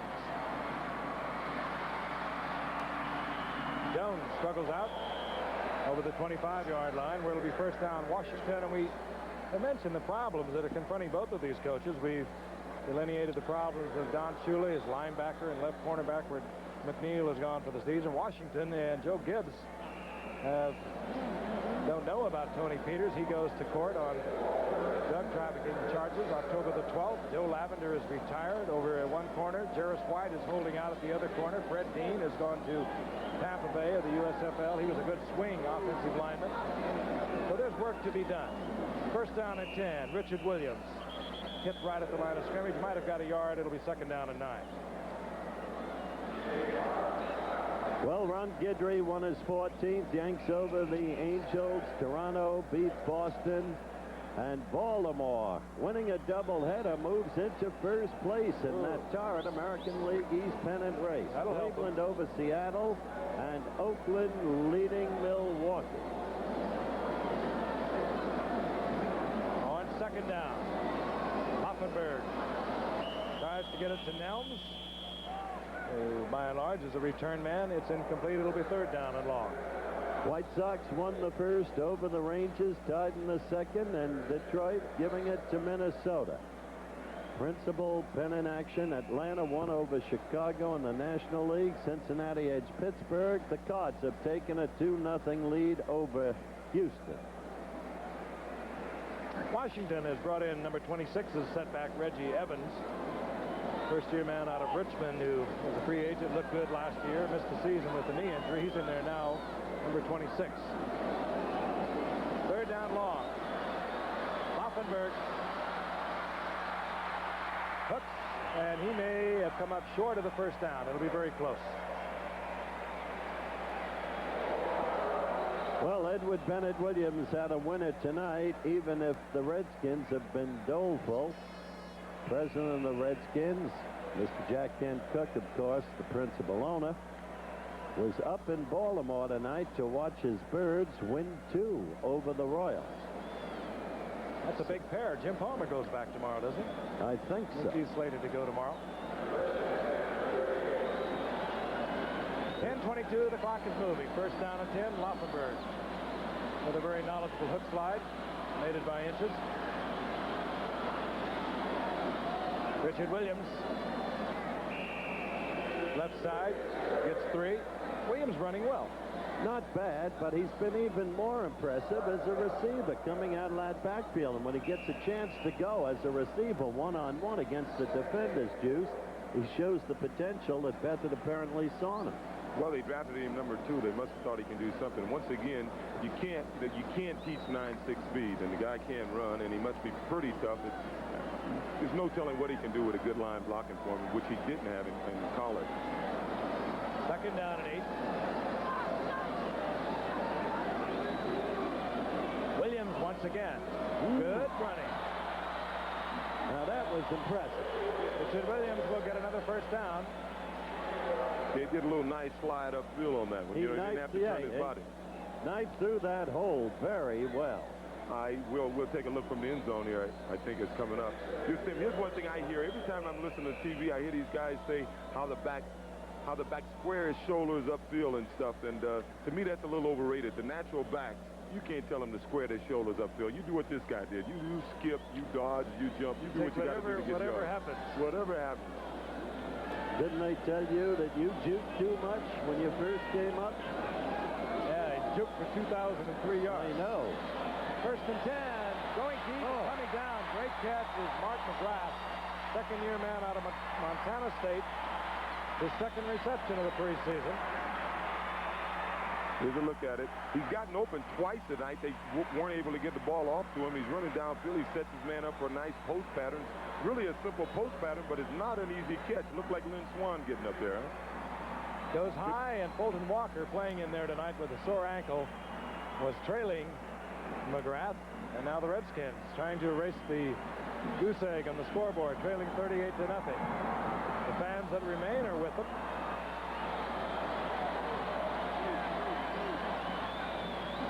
Ball inside the 20-yard line. First down 10. Laufenberg back once again. And this one, well, Laufenberg would like to erase that one. He had the man open. He fired right in the ground. You know, it's obvious that the Redskins are going to have some problems with the secondary, with the guys that are out back there. But I think what may really be concerning Joe Gibbs right now is the fact that, hey, offensively, no matter what the defense has done, you can't win unless you score points, and they haven't scored a point tonight. And they keep well, I'd throw out the second half. The most prolific field goal kicker the game has ever known, in Mark Mosley, at least for the one season. Second and 10, Laufenberg running for his life. Fires it back into a crowd. That's anyone's ball, and it's incomplete. He got away lucky there. That'll bring up third down and 10. Fell prey to college panic. Mike Charles in there now, the rookie from Syracuse, and he is a huge one. Mike Charles, 283-pounder. He was chasing Laufenberg. That's the kid Juice was talking about earlier. Kid who is so erratic, flashes of excellence and then depths of despair. Well, you expect that from any young player, and as I said, this kid is the youngest player in the NFL. He's only 20 years old. They call that a sack back at the 39-yard line. And that's where they've marked it. So it's third and a whole bunch now for Laufenberg. 29 to be exact. We'll watch it from the end zone. Laufenberg back again. And overthrowing the intended receiver. That was John Sawyer, free agent that had been cut by Seattle. And Jerry Rome, the quarterback coach for the Washington Redskins, was familiar with Sawyer. He wanted to bring him in and let Joe Gibbs have a look. Well, you remember when Sawyer was with the Oilers, Frank, and we saw him have a couple of flashes. Pretty good player at that point in his career. Tommy Vigorito. Jeff Hayes the punt. Vigorito signals the fair catch, hoping he'd get an end zone bounce. He doesn't, and the ball will be down at the 8-yard line, and there's a flag down with it. Getting a little shaky here tonight, as you would suspect, with a lot of people playing with people that they have not been with under game conditions. Not the case for both Miami and Washington. Indication by one of the Dolphins is that it's going to work against Washington. Steve Potter is indicating that whatever it is going to work against the Redskins. Ben Dryth sorting it out. The Washington Redskins. What a year they had. They lost 1 of 13. They won the Super Bowl. Offensive holding number 58. Defense, unsportsmanlike conduct. We're going to play it over. We'll do it once again. You know, interesting in the playoffs, when the Redskins got into the playoffs, nobody came within 10 points of them. They just blew everyone away. Yeah, they turned it on in the playoffs. Well, I don't quite agree with that. The Vikings game was more difficult than it looked, which was their first game. Well, was it a 10-point game? You didn't say they weren't tough games. I didn't say it wasn't a 10-point game, but it was a very difficult game. Vikings are a troublesome team with a lot of good talent. They beat Minnesota 21-7 as we watch Jeff Hayes bang it once again. And again, Vigorito chances the bounce into the end zone, and again it's covered by the Redskins. Getting down there quickly was Charles Mann. So Miami, a 38-0 lead. They'll have the football. They'll have it at the 2-yard line. We'll be right back. have been, even though they went exclusively with their regulars in the first half, they have been almost flawless. They've played fine football. They worked over a rookie #1 draft pick, Gerald Green, very effectively in the first half as we watched Woody Bennett on first down. Get out over the 5, gets to the 6, gain of 4. Woody Bennett is running well for the Dolphins tonight. And they need another big man back there. They just have the one in Andre Franklin. It's the best I've ever seen Bennett look. I've had the opportunity to follow him closely through his earlier years. Well, I tell you, they'll get a good chance. I'm sure we'll see Overstreet on this drive, and Schuler's want to see him play, and he'll get a good chance to see him run the ball now. And recall the last time Miami lost in the Super Bowl, they came back and win 2 in a row, and I think the team has improved. And I think they have a good shot at going all the way again, especially if Overstreet can give them that breakaway back they don't have. You know, Tony Nathan gives them a lot of things. He catches the ball, he runs inside, but he isn't the breakaway runner that Overstreet has the potential of being. And then you add that to his ball control type offense, and they could be back there again. That graphic is another evidence of Miami's superiority on this evening at least. Miami, they talk about not having any of the spectacular superstars on offense. They don't really have them on defense either, but they led the league last year in yardage allowed. They were first against the pass, weak against the rush, but most teams are trying to run against them. Third down, short yardage.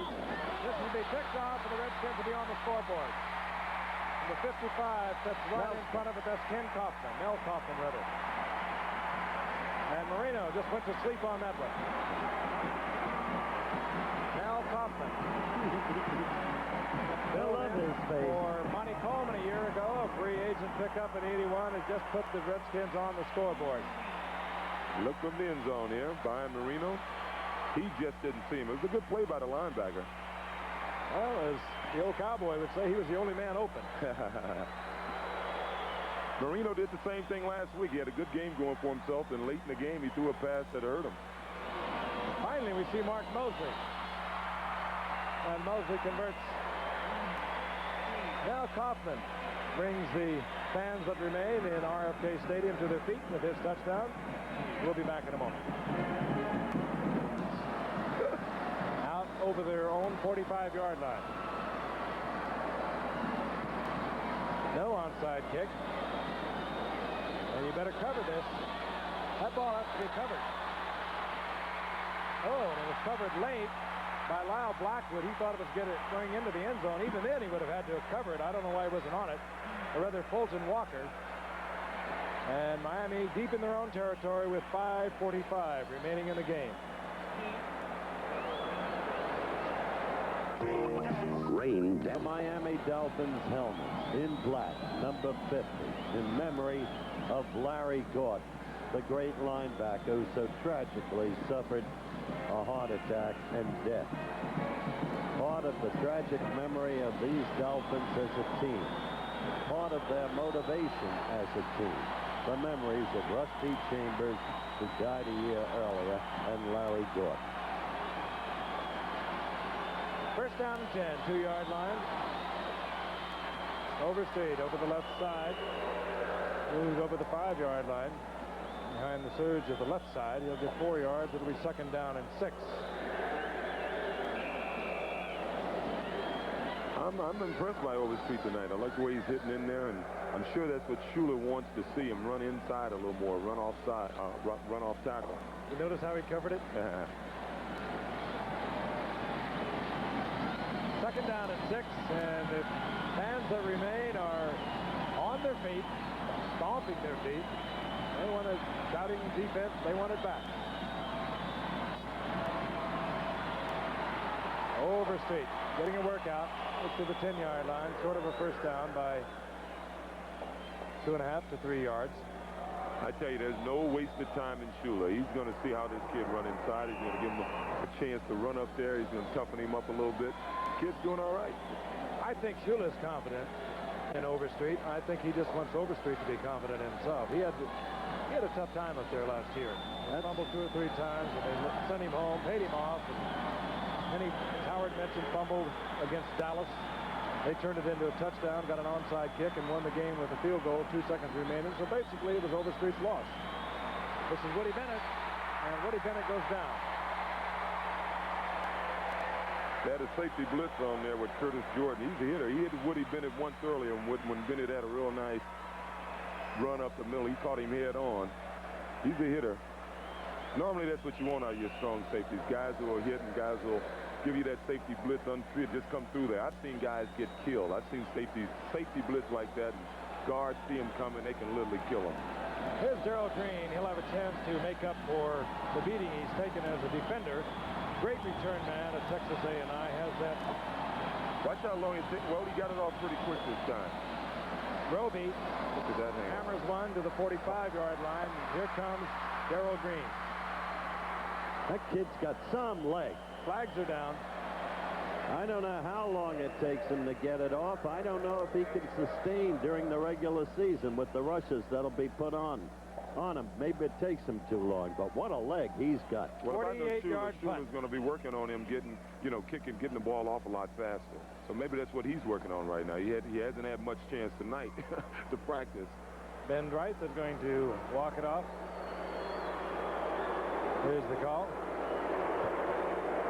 Personal foul, blocked below the waist. Number 59 on a receiving team. Gelf Gandy. Let's take a look at number 59. I'll tell you what he does. He drops it from so high. That takes that extra fraction. And it does appear to be, I think, much slower. And in actuality, it is. He will have a tough time with it. But he's got a tremendous leg. Reggie Roby. Remember the name. You'll hear a lot of it. Screen is to Sawyer, the tight end. And he'll lose 3. Mark Brown, the rookie from Purdue, the 9th round draft pick, defensively for Miami. Fulton Walker has a bruised knee. He'll be fighting for his job because he's apparently so susceptible to injury. Second down and 13. But when he's healthy, he can scoop.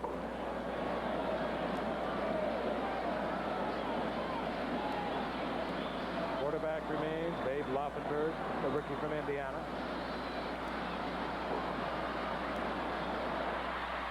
This is John Sawyer. Sawyer gets some of it back. Moves up to the 43-yard line, where it'll be 3rd down and 4. Mark Brown again defensively there. Getting a lot of calls at the inside linebacking position. 6'2", 218-pound youngster out of Purdue. Talking about Fulton Walker, and you see Darrell Green running punchback. As valuable as these cornerbacks are today, you would think they'd take them off those special teams. Generally, when they get hurt, is on a special team. Hey, that's where that increased roster of 49 is going to help. So important. Frank is absolutely right. Laufenberg, incomplete, under pressure. Bring up 4th down, and the punting unit will come out. And I don't know, if you wanted to practice something, why not punt it? Let Jeff Hayes see what he can do. 2:11 remaining. How deep is the regret you never were on a Super Bowl team?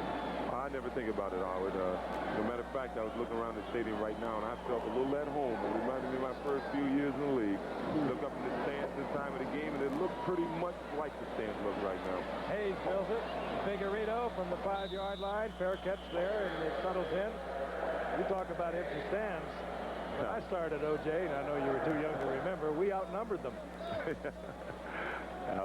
I saw a few stands like this. One thing I can say about Buffalo, no matter how badly we snuck up the place, the 1 week that we were sold out the next week. I'll tell you this, your first game in the old Civic War Memorial Stadium was against the Jets, remember? I recall it. You got creamed, but you had some game personally.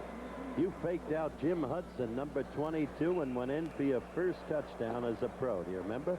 Yep, I didn't know it would be so long before I got back in the end zone, Howard. Jim Hudson. Almost 4 years. You are remarkable. You are a computer. Jim Hudson was a great player. Great, strong safety. Good. Good and great, Howard. First down and 10. Miami from the 5-yard line. Woody Bennett with some running room and spins and twists his way out over the 25 to the 27. And Woody Bennett has run well tonight. And he's still running on a very warm, humid night. Upset there by both Scott Metcalf. See the inside of that line of Miami working there. A little cross block right there. Beautiful hole, even though I don't think that's what the hole was intended to be. And he just read it and cruising upfield. He's moving 222 pounds. Woody Bennett gets the first down. 2-minute warning to both benches. We'll be back in a moment. Little noted nor long remembered. Overstreet on short yardage, struggling for the first down. He'll be close to it. Juice, if you haven't had enough, we can get back to a service by announcing the score. But that's predicated on the notion that ours is the only channel in town. Down goes Dan Marino. I want to remind you this telecast is presented by authority of the National Football League. It's intended for the private use of our audience. Any rebroadcast or other use of the telecast without the express written consent of the National Football League is prohibited. The executive producer of ABC Sports is Rune Arnold. Produced tonight by Bob Goodrich, directed by Chet Forty, our technical director Joe Chavo, associate director Alan Brum, technical manager Rick Okolsky, unit manager Lenny Nathan, telecommunications manager Bob Myers, assistant to the producer Jake Cutlow. Stats man tonight, Steve Hurt, along with Joe Cox, our spotter Steve Bazinko. It's all over. They let it run out. Good night for Miami. The Redskins scored on defense. We'll be back in a moment.